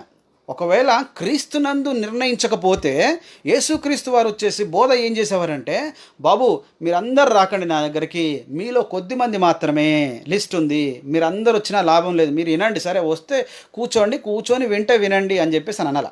అంతే కదా, మీకు అర్థం కాదు. ఒకవేళ అర్థమైనా మీరు ఆ లిస్టులో లేరు. ఇదిగో ఇప్పుడు ఇక్కడ 5,000 మంది ఉన్నారు. 5,000 మంది లిస్టులో యాక్చువల్గా పరలోక రాజ్యం చేరేది 2,000 మందే, లేదంటే 1,000 మందే, లేదంటే 3,000 మందే అని లిస్ట్ చెప్పాలి ఆయన. ఆయన ఏమంటున్నాడు, ఓపెన్ కాల్ ఇస్తున్నాడు, ఇదిగో పరలోక రాజ్యం సమీపించున్నది, మీరందరూ మారు మనసు పొందితేనే కానీ. అందుకనే ఆ మర్మాన్ని అంట క్రీస్తునందు పెట్టాడంట దేవుడు. క్రీస్తు ఏం చేశాడు, ఆ మర్మాన్ని ఓపెన్ చేసి, ఇదిగో మీరు మారు మనసు పొందాలి, రక్షణ పొందితేనే కానీ, మీరు నీటి ద్వారానో ఆత్మ ద్వారానో రక్షణ పొందితేనే కానీ, మరియు ఎవరిని ముందుగా నిర్ణయించిన వారిని పిలిచానంటుండే. ఎవరిని నిర్ణయించిన వారిని పిలిచానంటే ఎవరిని నిర్ణయించాడు అంటే క్రీస్తు యందు నిర్ణయించాడు. క్రీస్తు ఎట్లా నిర్ణయించాడు అంటే క్రీస్తు చెప్తున్నాడు అక్కడ. సో కాబట్టి ఇంకొక మాట, ఈ యొక్క మాటకి ఇంకా ఏంటి, ఇంకా దాని యొక్క వివరణ, ఎందుకంటే చాలాసేపు అయిపోయింది. యాక్చువల్లీ దీన్ని నేను రేపు తీసుకుంటాను ఇంకా వీలైతే యాక్చువల్గా. సో ఈ యొక్క మాట ఏంటంటే, నిర్ణయించిన వారిని పిలిచాను అంటే it is nothing but chosen people. ఇప్పుడు ఈ మాటకి ఏమంటారంటే, ఎవరిని నిర్ణయించాడు, ఇశ్రాయేల్ ప్రజల్ని. మరి ఇశ్రాయేల్ ప్రజలే కదా రక్షణ పొందాల్సింది, మళ్ళీ అన్యజనుల దగ్గరికి ఎందుకు వచ్చాడు యేసుక్రీస్తు? ఒకవేళ కనుక చోజన్ పీపుల్ అని క్లియర్గా అన్నాడు కదా. అందుకని పౌలు గారు రోమపత్రికలు ఏమన్నారంటే, బాబు మీరు నిర్ణయింపబడ్డ ప్రజలని మీరు అనుకుంటున్నారు, చోజన్ పీపుల్ అని మీరు అనుకుంటున్నారు. కాదు, ధర్మశాస్త్రం ఉంది, మాకు సున్నతి ఉంది కాబట్టి మీరు అనుకుంటున్నారు. కాదు, మీరు క్రీస్తు దగ్గర రావాల్సిందే. క్రీస్తు దగ్గరికి వస్తే ఏంటి, క్రీస్తు ఏమన్నాడు, మళ్ళీ అందరి కోసం అన్నాడు ఆయన, సర్వలోకముల కోసం అన్నాడు ఆయన. కాబట్టి ముందుగా నిర్ణయం జరిగింది, ఒక చోజన్ నేషన్ని ఎవరిని చేసుకున్నాడంటే ఇశ్రాయేల్ని ఎన్నుకున్నాడనంటే, ఇశ్రాయేలు అనేటువంటి ఈ లోకమంతటిని పిలవాలనుకున్నాడు. ఆ ఇశ్రాయేలును ఎవరిలో పెట్టాడనంటే క్రీస్తునందు పెట్టాడు. క్రీస్తునందు ఏమున్నది అని అంటే సర్వలోకమునకు అన్నాడు. అందుకనే ఈ యొక్క ఇంతకుముందు వాక్యాలు కూడా మనం చూసాం. సమస్తము ఏది, కొలసి పత్రిక మొదటి అధ్యాయం 16వ వచనంలో ఉంటుంది, సమస్తమైనటువంటి ప్రభుత్వాలంట, భూరాజులంట, సమస్తమైనటువంటి ప్రజలంట ఆయన యందు నిర్మింపబడ్డారు, ఆయన యందు చేయబడ్డారని చెప్పేసాను. ఓకే, సో అంటే ఈ ఒక వాక్యం దాని వివరణ యాక్చువల్లీ ఐ హోప్ సో ఇది సరిపోద్దని. In case even if it is not, then I will know. దాన్ని ఇంకా నేను దాన్ని ఎక్స్ప్లెయిన్ చేయడానికి కానీ, దాన్ని ఇంకా ఎక్స్పాండ్ చేయడానికి కానీ నేను ట్రై చేస్తాను. అది నీతిమంతులుగా తీర్చబడాలంటే ఏ విధంగా నీతిమంతులు తీర్చబడతారు? ఇప్పుడు అబ్రహాము దేవుని నమ్మని నీతిమంతులుగా తీర్చబడ్డాడు. మనము నీతిమంతులుగా తీర్చబడాలంటే ఏంటి? మనం కూడా విశ్వాస మూలంగానే నీతిమంతులుగా తీర్చబడతాం. యాక్చువల్గా అబ్రహాము యొక్క నీతిమంతులుగా తీర్చబడము యాక్చువల్గా అందుకని ఇది అంటే ఫస్ట్ ఆఫ్ ఆల్ మనకి ఎవరిని ముందుగా పిలిచినో ఇవన్నీ అంటుండు, కానీ అసలు అబ్రహాము యాక్చువల్గా ఆయన విగ్రహారాధికుడు కదా. అలాగే చాలామంది విగ్రహారాధికులు ఉన్నారు కదా, వాళ్ళందరినీ కూడా దేవుడు రక్షించాడు కదా. మరి ఆ యొక్క ఆమె వేశ్య, ఆమె అక్కడ కనాన్లో ఉన్నటువంటి ఆమె వేశ్య, ఆమె కూడా కదా. అంటే ఈ విషయాలని చూసినట్లయితే మనకి ఏంటంటే నీతి అనేది ఎలా వచ్చిందంటే విశ్వాసం ద్వారా అంటాడు. ఆ విశ్వాసము ఎవరి ద్వారా అంటే దేవుని యందు విశ్వాసం ఉంచడం ద్వారా అబ్రహాం రక్షింపబడ్డాడు, మనము క్రీస్తునందు విశ్వసించడం ద్వారా రక్షింపబడ్డాం. అందుకని ఏంటంటే పిలవబడాడు. అందుకనే అందరినీ పిలవమన్నాడు. సర్వలోకమునకు వెళ్ళి యేసుక్రీస్తు ఏమన్నాడంటే ఇక్కడ చూడండి, మీరు ఏమన్నారు, ఎవరిని పిలిచినా వారిని నీతిమంతులుగా తీర్చను. ఇప్పుడు ఎవరిని పిలవమన్నాడు దేవుడు? సర్వలోకమునకు వెళ్ళి పిలవమన్నాడు. ఆయన ఓన్లీ మీరు కొద్ది దేశాలకే వెళ్ళి పిలవండి, లేదంటే పలానా ప్రాంతంలోకి వెళ్ళి పిలవండి అని చెప్పేసి అనలేదు. మనకిచ్చినటువంటి పిలుపు అదే. మనం అందుకనే గాస్పల్ చేసేది కూడా అందుకే, మనం సువార్త చేసేది కూడా అందుకే. అందరికీ పిలుపు ఇవ్వాలి. ఇదిగో దేవుని యొక్క రాకడ దగ్గరలో ఉంది, దేవుడు ఇదిగో మీ కొరకై చనిపోయాడు, మీరు రక్షణ పొందండి, ఇదిగో పరలోక రాజ్యం మీ కొరకు సిద్ధపరిచాడని చెప్పేసి చెప్పాలి. అదే మన బాధ్యత. కాబట్టి ఆయన ఎవరిని ముందుగా నిర్ణయించడం అంటే, ఎవరిని ముందుగా అంటే ఆది సంభూతుడైనటువంటి యేసు క్రీస్తునందు నిర్ణయింపబడ్డది మొత్తం. పరలోక రాజ్య మర్మములు ఎరుగుట మీకు అనుగ్రహింపబడినాయి కానీ వారికి అనుగ్రహింపబడలేదు. ఎస్, అంటే దేవుని యొక్క వాక్యమును బోధించడానికి అక్కడ, అందుకనే ఆయన ఏమని చెప్తున్నాడంటే పరలోక రాజ్యములు మీకు ఎందుకు అని అన్నాడంటే అక్కడ శిష్యులతో మాట్లాడుతున్నాడు. అక్కడ మీకు చెప్పబడి ఉన్నది, ఎందుకనంటే మీరు చెప్పాలి ఈ లోకానికని. అందుకని శిష్యులు వచ్చేసి ఏం చెప్పారు, అపోస్తలు కూడా వచ్చి ఏం చెప్పారు, మర్మాన్ని చెప్పారు. వాళ్ళు క్రీస్తు మర్మమైన is the mystery of the creation. అంటే Christ is the mystery of the creation. క్రీస్తులో ఇక సమస్తము యొక్క మర్మంగా ఉన్నది అని చెప్పేసాను. పేతురు కూడా చెప్తాడు, ఆ మర్మమును మీకు చెప్తున్నాం అని చెప్పేసాను. ఓకే. సో పెండ్లి కుమారుని ఉపమానంలో కూడా కొందరి గురించే లేదు గాన పెండ్లి కుమారుడు అంటే ఏది తమ్ముడు? ఆ, మ్, Raja Ravi Prasad Moka brother. Yes, I hope so. నేను మీకు చెప్పాను అనుకుంటా, పిలువబడ్డవారు అనేకులు. పెండ్లి కుమారుని ఉపమానాలు అంటే అక్కడ అందరిని పిలుస్తాడు కదా, మొత్తం తన గెస్టులందరికీ పిలుస్తాడు. వాళ్ళందరూ రానప్పుడు ఏం చేస్తాడు? మళ్ళీ ఆ యొక్క వీధుల్లో ఉన్నటువంటి వాళ్ళందరినీ ఏది భిక్షం ఎత్తుకునేటువంటి వాళ్ళందరినీ పిలవండి, ఎవరెవరైతే విడవబడ్డారో వారందరినీ పిలిచి వాళ్ళకి పెట్టండి అని చెప్పేసి అని అంటాడు. అంటే పిలిచాడు యేసుక్రీస్తు, అందరిని పిలిచాడు. అంటే ఇస్రాయల్ ఫస్ట్ ఆయన యొక్క కార్యం మొదటగా స్టార్ట్ అవ్వాలి కదా, సంబడి ఎక్కడో దగ్గర పాయింట్ దగ్గర స్టార్ట్ అవ్వాలి.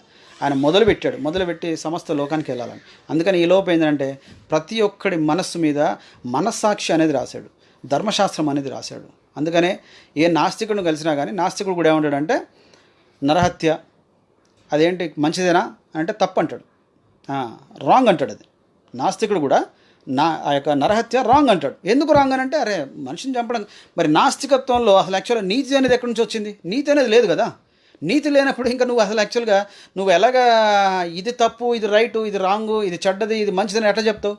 దేవుడు నీతి బయలు వెళ్తున్నది ధర్మశాస్త్రం నుంచి వేరుగా దేవుడి నీతి వస్తుందంట.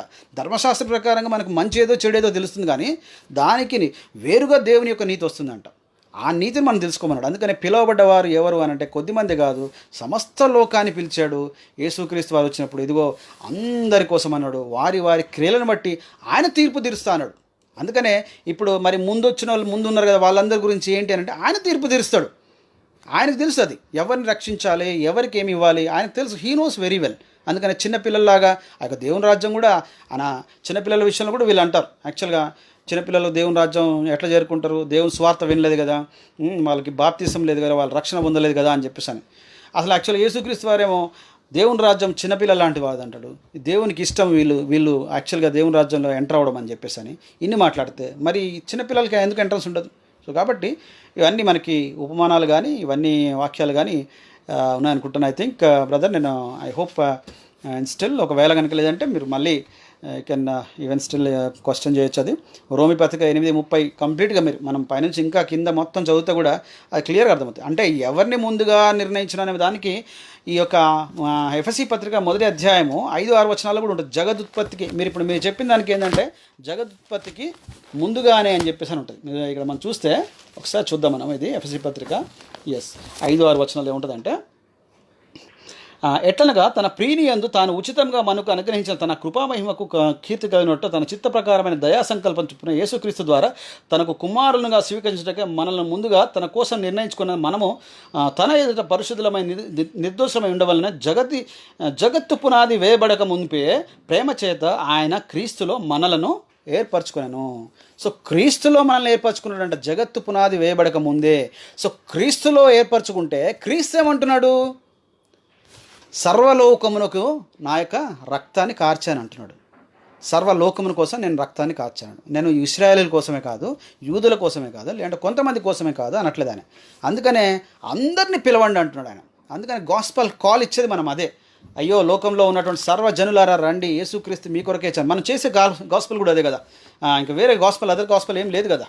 సో ఇక్కడ ఏంటంటే ఈ గాస్పల్లో క్యాల్వినిస్టిక్ గాస్పల్ ఏంటంటే అసలు యాక్చువల్ గాస్పల్ లేదు. ఫస్ట్ ఆఫ్ ఆల్ మీరు ముందుగానే రక్షింపబడ్డారు లిస్ట్ ఉంది కాబట్టి మీకు అవసరం లేదు. రక్షించబడ్డవారిని దేవుడు ఎట్లయినా ఇర్రెసిస్టిబుల్ గ్రేస్ ద్వారా ఆయన రక్షించుకుంటాడు. అంటే వాళ్ళు ఏ విధంగానైనా, అంటే వాళ్ళు ఒకవేళ రక్షణలోకి రాలేకపోయినా వాళ్ళని ఏ విధంగా రక్షించుకోవాలో ఆ విధంగా ఆయనకు తెలుసు. అంటే ఆయన బలవంతంగానైనా ఇచ్చేసి ఆయన చివరి వరకు వారిని రక్షించుకొని ఆయన దేవుని రాజ్యాన్ని తీసుకెళ్ళడానికి ఆయనే శక్తిమంతుడు. ఆయన బై ఫోర్స్ ఆయన తీసుకెళ్తాడని చెప్పేసి ఆ లిమిటెడ్ అటోన్మెంట్ ఏమో యేసుక్రీస్తు కొందరి కొరకే చనిపోయాడని చెప్పేసి అంటారు. అందుకనే ఇప్పుడు ఈ వాక్యం కనుక చూస్తే ఎవరిని ముందుగా అనంటే క్రీస్తునందు అంట. క్రీస్తునందు, ఈ క్రీస్తునందు ఏముందనంటే కొలసీ పత్రిక 1వ అధ్యాయం 16-17 వచనాలు ఏముంటుందంటే సమస్త లోకములు ఉన్నాయంట, సమస్త రాజ్యములు ఉన్నాయంట. సమస్త లోకము, సమస్త రాజ్యములు, సమస్త ఈ యొక్క ప్రభుత్వ అధికారులు, రాజులు, అందరూ సమస్త జనాలు ఉన్నారు. వీళ్ళందరూ క్రీస్తునందు ఉన్నారంట. సో కాబట్టి క్రీస్తునందు క్రియేషన్ చేసుకున్నాడు. ఈజ్ ద ఫస్ట్ బర్న్ అన్నట్టుగా. అంటే ఆయన మొట్టమొదటిగా ఆది సంబోధుడు అంట. అందుకని ఈ సమస్త సృష్టికి మొట్టమొదటిగా ఆయనే పునరుద్ధానం అయ్యాడు కాబట్టి మళ్ళీ ఆయన ద్వారానే మనకి ఈ యొక్క పునరుద్ధానానికి మళ్ళీ మనం వీఆర్ గెటింగ్ రెడీ. ఈ యొక్క లోకమంతా, ప్రపంచమంతా పునరుద్ధానానికి మొదట పెట్టు ఆయనే, సమస్త సృష్టికి ఆది సంభూతుడు ఆయనే. ఈ యొక్క సృష్టి అంతా ఆయనలో చేయబడ్డది.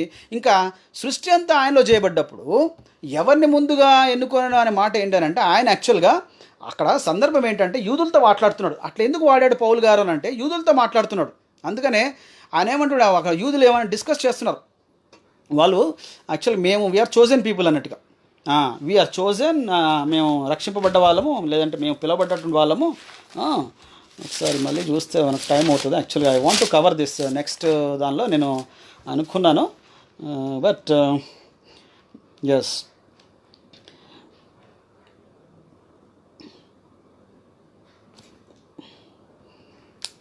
తర్వాత మనం 31-32 వచనం చూద్దాం. ఇట్లుండగా ఏమందము, దేవుడు మన పక్షం ఉండగా మనకు విరోధి ఎవడు? తన సొంత కుమారుని అనుగ్రహించుటకు వెనుక తీయక మన అందరి కొరకు ఆయనను అప్పగించిన వాడు ఆయనతో పాటు సమస్తమును మనకెందుకు అనుగ్రహింపడు? ఇప్పుడు యేసుక్రీస్తు యొక్క ఆ యొక్క బలియాగము కొందరి కోసమే అనుకోవాలా? అదైతే అందరి కోసం. ఇప్పుడు ఆయన ఏమంటుండే ఇక్కడ ఆ యొక్క వివరణ ఇస్తున్నాడు. అందరి కోసం అంట తన సొంత కుమారుణ్ణి ఇచ్చాడంట. దేవుని చేత ఏర్పరచబడిన వారి మీద నేరం మోపవాడేవాడు అంటే దేవుని చేత. దేవుడు ఏం చేస్తుండంటే, నేను ఎలక్ట్ చేసుకున్నా అంటున్నాడు. దేవుడు మాట్లాడుతున్నాడు, ఎలక్షన్ లిస్ట్ గురించి మాట్లాడుతున్నాడు. ఆ ఎలక్షన్ లిస్ట్ ఎక్కడ ఉండాలంట? క్రీస్తు నందు ఉండాలంట. క్రీస్తు ఏం చెప్తున్నాడు? సమస్త లోకానికి సువార్త అంటున్నాడు. సమస్త లోకానికి నా రక్తం అంటున్నాడు ఆయన. దేవుడేమో ఏర్పరచబడ్డ వారిని నేను ముందుగా ఎన్నుకున్నా అన్నాడు. ఎట్లా ఎన్నుకున్నాడంట? క్రీస్తు ద్వారా నేను ఎన్నుకున్నాను అంటున్నాడు. అదే మనం యాక్చువల్గా ఫస్ట్ స్టార్టింగ్లోనే దాని యొక్క ఏది క్లాస్లో కూడా మనము ఒక సింపుల్గా ఫస్ట్ క్లాస్ నుంచి సెకండ్ క్లాస్కి వెళ్ళాలంటే, ఫస్ట్ క్లాస్ నుంచి సెకండ్ క్లాస్కి వెళ్ళాలంటే అకాడమిక్ ఇయర్ అంతా చదువుతారు. చదివిన తర్వాత సెకండ్ క్లాస్కి వెళ్ళిపోరు కదా, ఏం చేయాలా? ఎగ్జామ్ రాయాలి, పాస్ అవ్వాలి కూడా. సో అలాగే ఈ యొక్క ఫస్ట్ క్లాస్ అనేటువంటి ఈ యొక్క లోకంలో మనం ఉన్నాము. మన జీవితం అంతా మనం కొనసాగిస్తాము. మరి సెకండ్ అంటే ఆ పరలోకానికి వెళ్ళాలంటే మనం ఒక ఎగ్జామ్ రాయాలంట. ఆ ఎగ్జామ్ ఏంటంటే సెల్ఫ్ ఎగ్జామిన్. మారు మనసు పొందాలి, మనము పశ్చాత్తాపడాలి, మనము నీటి ద్వారా ఆ యొక్క ఆత్మ ద్వారా జన్మించాలని యేసుక్రీస్తు చెప్పినది అది పాటించాలి. అది చేసామంటే అది మనం పాస్ అయిపోయినట్టే. అక్కడ పాస్ అయ్యామంటే పరలోక రాజ్యానికి. అందుకనే దేవుడు ఏం చెప్తున్నాడంటే, క్రీస్తును మధ్యలో నేను పెట్టాను, పంపించాను. నాకు ఎండ్ రిజల్ట్ ఏంటి? ఎన్నుకోబడ్డటువంటి వాళ్ళు. ఎన్నుకోబడ్డ వాళ్ళు ఎవరు? క్రీస్తు ద్వారా వచ్చినటువంటి వాళ్ళు. సో కాబట్టి ఇక్కడ నుంచి ఆయన మాట్లాడుతున్నా అంటే, ఇదిగో ఈ యొక్క జగత్తు పునాది వేయబడక ముందే నేను మిమ్మల్ని ఇక్కడ ఎన్నుకున్నాను కదా. లాస్ట్లో ఇదిగో ఎవరు ఈ ఎన్నుకోబడ్డ వాళ్ళు ఎవరు? క్రీస్తు ద్వారా నేను ఎన్నుకున్నాను కదా. క్రీస్తు ద్వారా ఎన్నుకున్నానంటే క్రీస్తు ఏం చేశాడు? రక్షణ కార్యం చేశాడు అక్కడ ఆయన. అందుకనే నేనే మార్గమును అన్నాడు కదా. నేను మార్గం అన్నాడు. పరలోకానికి కానీ తండ్రి దగ్గర కానీ నేనే మార్గం అన్నాడు. ఇప్పుడు తండ్రికి మనకు డైరెక్ట్ యాక్సెస్ లేదు, కానీ వాక్యం అయితే చెప్పిస్తున్నాడు. ఏమని? ఎన్నుకున్నాను మిమ్మల్ని అన్నాడు. సో ఈ ఎన్నుకున్న వాళ్ళు తండ్రి దగ్గరికి యాక్సెసిబిలిటీ ఉందా? లేదు. ఎవరి ద్వారా రావాలా? క్రీస్తు ద్వారా రావాలి. క్రీస్తు ద్వారా రావాలంటే క్రీస్తు ఏమని చెప్పాడు? ఇదిగో రక్షణ పొందండి, మారు మనసు పొందండి అన్నాడు.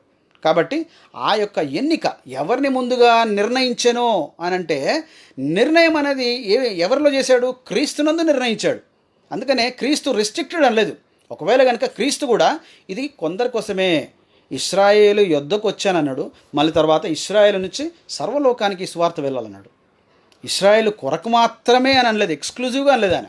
ఇశ్రాయేల్ కొరకు మాత్రమే అనలేదు, ఇశ్రాయేల్ యుద్ధకు వచ్చాను, అక్కడి నుంచి సర్వలోకానికి వెళ్ళాలన్నాడు. లేదంటే సర్వలోకానికి రావాల్సిన అవసరం లేదు మనకి అపోస్తలు. కాబట్టి ఆయన ముందుగా ఎవరిని ఎన్నుకున్నాడు అని అంటే, ఇంకొక మాట మీకు సింపుల్గా ఇంకా దీనికి యాప్ట్గా ఉన్నటువంటి ఎగ్జాంపుల్ నేనేం చెప్తానంటే, లెటస్ ఇంజనీరింగ్ కాలేజీలోనే లేదంటే ఉంది, ఒక ప్రొఫెషనల్ కాలేజీలో ఉందనుకోండి. దానిలో వాళ్ళు చదివిన తర్వాత ఫైనల్ ఇయర్ అయ్యాక 70% ఎవరైతే తెచ్చుకుంటారో వాళ్ళకి జాబ్ ఆఫర్ అని చెప్పేసి అన్నారు. కాలేజ్ ఇన్స్టిట్యూషన్ 70%తో పాస్ అయినటువంటి వాళ్ళకి జాబ్ ఆఫర్ అంటున్నారు. కాలేజీ ఫస్ట్ అడ్మిషన్ అప్పుడు ఏం చెప్తున్నారు? ఏమని మాట్లాడతారు? బాబు మా కాలేజీలో క్యాంపస్ ఇంటర్వ్యూస్ అవుతాయి, జాబ్ ఫెసిలిటీ ఉంది. ఈ జాబ్ ఫెసిలిటీ ఎవరంటే 70%, అంటే నిర్ణయింపబడ్డ వాళ్ళు ఎవరు? 70% వాళ్ళు. సో నిర్ణయం అనేది ఆ 70% అనేది నిర్ణయింపబడుతుంది. అది వాళ్ళకి కంపల్సరీగా మేము జాబ్స్ ఇస్తాము అని చెప్పేసి అంటున్నారు.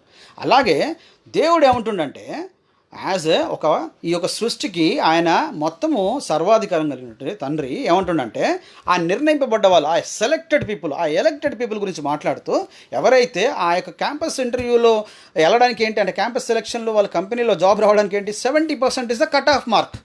అట్లాగే తండ్రి ఆ ఎలక్టెడ్ పీపుల్ గురించి, అంటే ఆ జాబ్ పొందుకునే వాళ్ళ గురించి మాట్లాడుతున్నట్టుగానే ఇక్కడ ఎలక్టెడ్ పీపుల్ గురించి మాట్లాడుతున్నాడు. నిర్ణయింపబడ్డవాళ్ళు ఎవరు నిర్ణయింపబడ్డారు, ఎవరు ఎన్నుకోబడ్డారు, ఎవరు పిలువబడ్డారు, ఎవరు పిలువబడతారంటే ఇక్కడ క్రీస్తు దగ్గర రావాలి. మీరు అందరూ క్రీస్తుని పంపాను కదా, అక్కడ రండి అంటున్నాడు ఆయన. అందుకని క్రీస్తు కూడా ఏమన్నాడు, తండ్రి దగ్గరికి డైరెక్ట్గా ఎవరికి యాక్సెస్ లేదు, నేను తప్ప అన్నాడు. నా యందు తండ్రి ఉన్నాడు, నేను తండ్రి యందు ఉన్నాను, మీరందరూ నా యందు ఉండాలన్నాడు. అందుకని డైరెక్ట్గా ఎవరికి లేదు యాక్సెస్. అక్కడ ఆ యొక్క మర్మం మనకి యాక్చువల్గా మనకి అపోస్తలు మనకి చెప్పినట్టుగా మనకి అర్థమవుతా ఉంది. ఓకే, సో ఐ హోప్ పెండ్లు కుమారుని ఉపమానంలో yes John Paul Silas brother ఒకటి వాక్యం ఇచ్చారు, 1:29 జాన్. మరునాడు యేసు తన ఎద్దుకు రాగా చూచి, ఇదిగో లోక పాపమును మోసుకొని దేవుని గొర్రెపిల్ల.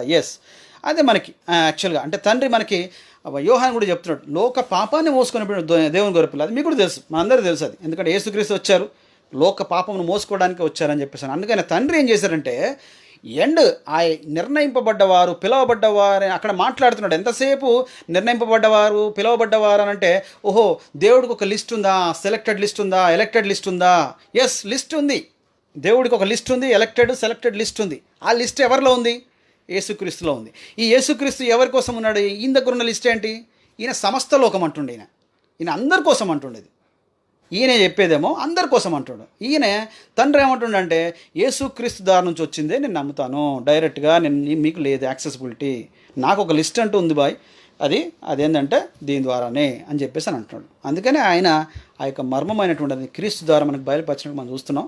రోమీయులు 9:17 మరియు లేఖనము ఫరోతో ఇలాగ చెప్పాను, నేను నీ యందు నా బలము చూపుటకును నా నామము భూలోకమందంతట ప్రచురమగుటను అందు నిమిత్తం నేను నిన్ను నియమించితిని. అదే బ్రదర్. అందుకనే ఇప్పుడు కొన్ని దేవుడు ఏంటంటే God has chosen few steps, కొన్ని తన కార్యాలు చేయడానికి, తన బలం చేయడానికి, తన యొక్క మహిమ. అదే నేను మీకు చెప్పి ఇంతకుముందు నేను అదే అన్నాను.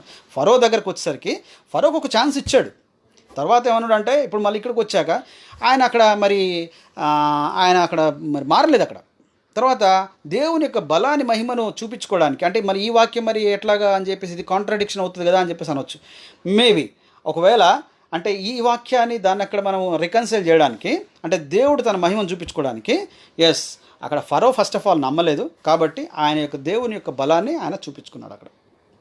ఫస్ట్ ఆఫ్ ఆల్ ఏమన్నాడు దేవుడు, ఏమన్నాడు, మీరు కనుక మారు మనసు పొంది మీరు తగ్గించుకొని మీరు కనుక నా యొక్క సన్నిధిలోకి వస్తే ఎవరూ లేదు అన్యజనుల విషయంలోనూ, పాత నిబంధనలో అన్యజనుల విషయంలోనూ దేవుడు కనికరం గలవాడుగా ఉన్నాడు. అన్యజనులు కూడా రక్షింపబడ్డ వాళ్ళుగా మనకి కనబడుతూ ఉంటుంది అక్కడ. ఓకే, అంటే ఆ యొక్క వారితో ఇశ్రాయేలుతో ఉన్నప్పుడు వారు అన్యజనులు ఏ విధంగా యూదులుగా మారొచ్చు అని చెప్పేసి అని మనకి రోమపత్రికలో కూడా ఉంటుంది. సో కాబట్టి దీని గురించి ఇంకా నేను యాప్ట్గా ఒకవేళ in case if you are not satisfied then will discuss later. ఇప్పటికే చాలాసేపు అయిపోయింది, చాలామంది watching. Thank you all. Okay, Raja Ravi Prasad Moka brother, వీళ్ళకి మీరు జస్ట్ కొంచెం ఎర్లీగా వస్తే, అంటే ఈ ఎగ్జాంపుల్స్ నేను ముందుగానే చెప్పాను, but still I hope we have got it. Gaddipati Abraham brother, hi brother. Sunil Banga, ఆయన అందరికీ ప్రభు. Krishna for Christ, hi brother. Okay, this is what. So our Christ is our, మనకి పునరుద్ధానానికి ఆయనే మనకు సూచన.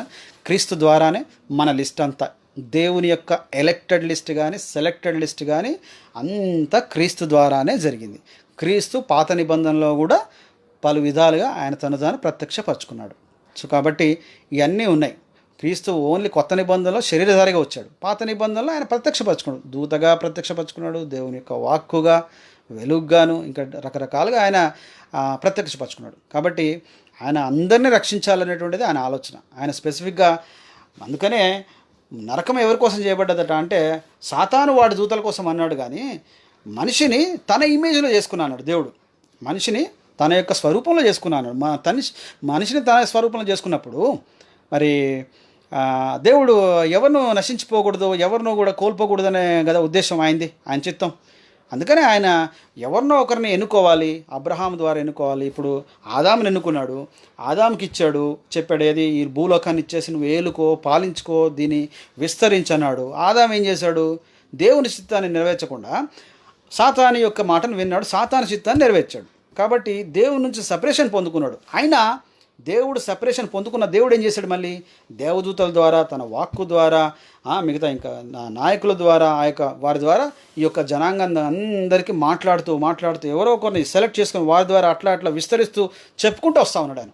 ఎందుకంటే వాడు సాతానుడు రావడానికి డైరెక్ట్గా వాడు ఈ లోకంలో అధికారం పొందడానికి మరి ఆ యొక్క ఆదాము చేసినటువంటి తప్పు వల్లే. అందుకనే యేసుక్రీస్తుని కూడా అక్కడ శోధించినట్టుగా మనకి అర్థమవుతుంది. అందుకని ఈ యొక్క ప్రీ సెలెక్టెడ్ లిస్ట్ ఏంటంటే in Jesus Christ, we are all should be in Christ. తండ్రి మనకు చెప్పింది ఏంటంటే, తండ్రి ఇచ్చినటువంటి ఇదిగో ఈయన నా ప్రియ కుమారుడు, ఈయన యందు నేను ఆనందించుచున్నాను అని చెప్పేసి అన్నాడు. ఈయన మాట వినండి అని చెప్పేసాను క్లియర్గా అక్కడ చెప్తున్నాడు ఆయన. అంటే క్రీస్తు ఏం చెప్పాడంటే అందరి కోసం అన్నాడు. ఇక మిగతా వాళ్ళ కోసం అని అంటారా? రక్షణ పొందని వారు ఎవరు పాత నిబంధనలు వాళ్ళు ఉన్నారా, వాళ్ళ గురించి దేవుడు తీర్పు తీస్తాడు ఎట్లా అన్నది వాళ్ళ క్రియలను బట్టి, వాళ్ళని బట్టి. రోమాపత్రికలో కూడా ధర్మశాస్త్రం ఉన్న వారికి ధర్మశాస్త్ర ప్రకారంగా, ధర్మశాస్త్రంలో మనస్సాక్షి ప్రకారంగా అన్నాడు. సో అది కూడా చెప్పాడు. అవన్నీ ఉన్నాయి మనకి, చాలా మనకి క్లియర్గా దేవుడు చెప్తా ఉన్నాడు. Okay, thank you brother, praise God. వాక్యాన్ని మిస్ చేసినట్టుగా మనం చూస్తూ ఉన్నాం. కాబట్టి వాక్యాలు మనం చూసినట్లు అర్థమవుతుంది. వీలైతే రేపు may not be, I think mostly వీలైతే ఎల్లుండి మళ్ళీ మనం we will see few more things. ఒకవేళ వీలైతే నేను రేపు దేవుడి చిత్తం అయితే మరి రేపు రావడానికి will try to see that. Okay, so this is what. Thank you all. మీ క్వశ్చన్స్ ఏమైనా ఉంటే జస్ట్ ఇప్పుడు కనుక మనం మామూలుగా వేసినా కానీ మనం వీ కెన్ డిస్కస్. మళ్ళీ అంటే ఈ యొక్క ప్రీ డెస్టినేషన్లో అంటే యాక్చువల్గా క్యాల్వినిజంలో చెప్పే సింపుల్ వన్ సెంటెన్స్ ఏంటంటే దాన్ని రెఫ్యూట్ చేస్తున్నాం మనం. అదే అంటే దైవ చిత్తానుసారమైనటువంటిది కాదు అనేది. ఎందుకంటే దేవుడు కొందరికే స్వార్థను, కొందరికే రక్షణ ఇస్తానని లేదు, అందరికీ లోకమంతటికి అన్నాడు. క్రీస్తునందు సమస్తమైనటువంటి ఈ భూలోక రాజ్యములన్నీ చేయబడ్డాయి అన్నాడు. భూలోక ప్రజలందరూ క్రీస్తునందే చేయబడ్డాయి అన్నాడు. క్రీస్తు యొక్క మహిమలో, క్రీస్తు యొక్క స్వరూపంలో మనుషులు చేయబడ్డారు. కాబట్టి క్రీస్తు స్వరూపంలో చేయబడ్డటువంటి దాన్ని తండ్రి ఏ విధంగా దాన్ని జరుపుకుంటాడు? అందుకని ఏం చేశాడంటే ఈ యొక్క చెడ్డవారైనటువంటి మనుషులు, లేదంటే పాపంలో మునిగినటువంటి మనుషుల కోసం తన కుమారుణ్ణి ఆయన చనిపోవడానికంట. అసలు యాక్చువల్గా దేవుడు తన కుమారుని పంపడం ఏంది, ఆయన చనిపోవడానికి అనడం ఏంది? ఇది చాలా ఘోరమైనటువంటిది అనమాట. అసలు యాక్చువల్గా మోస్ట్ హీనియస్ థింగ్ అది. అసలు యాక్చువల్గా ఎవరైనా కానీ ఒక వ్యక్తి తన కొడుకుని ఇట్లా చంపించడానికి ఎవరైనా ఒప్పుకుంటారా? No one will accept.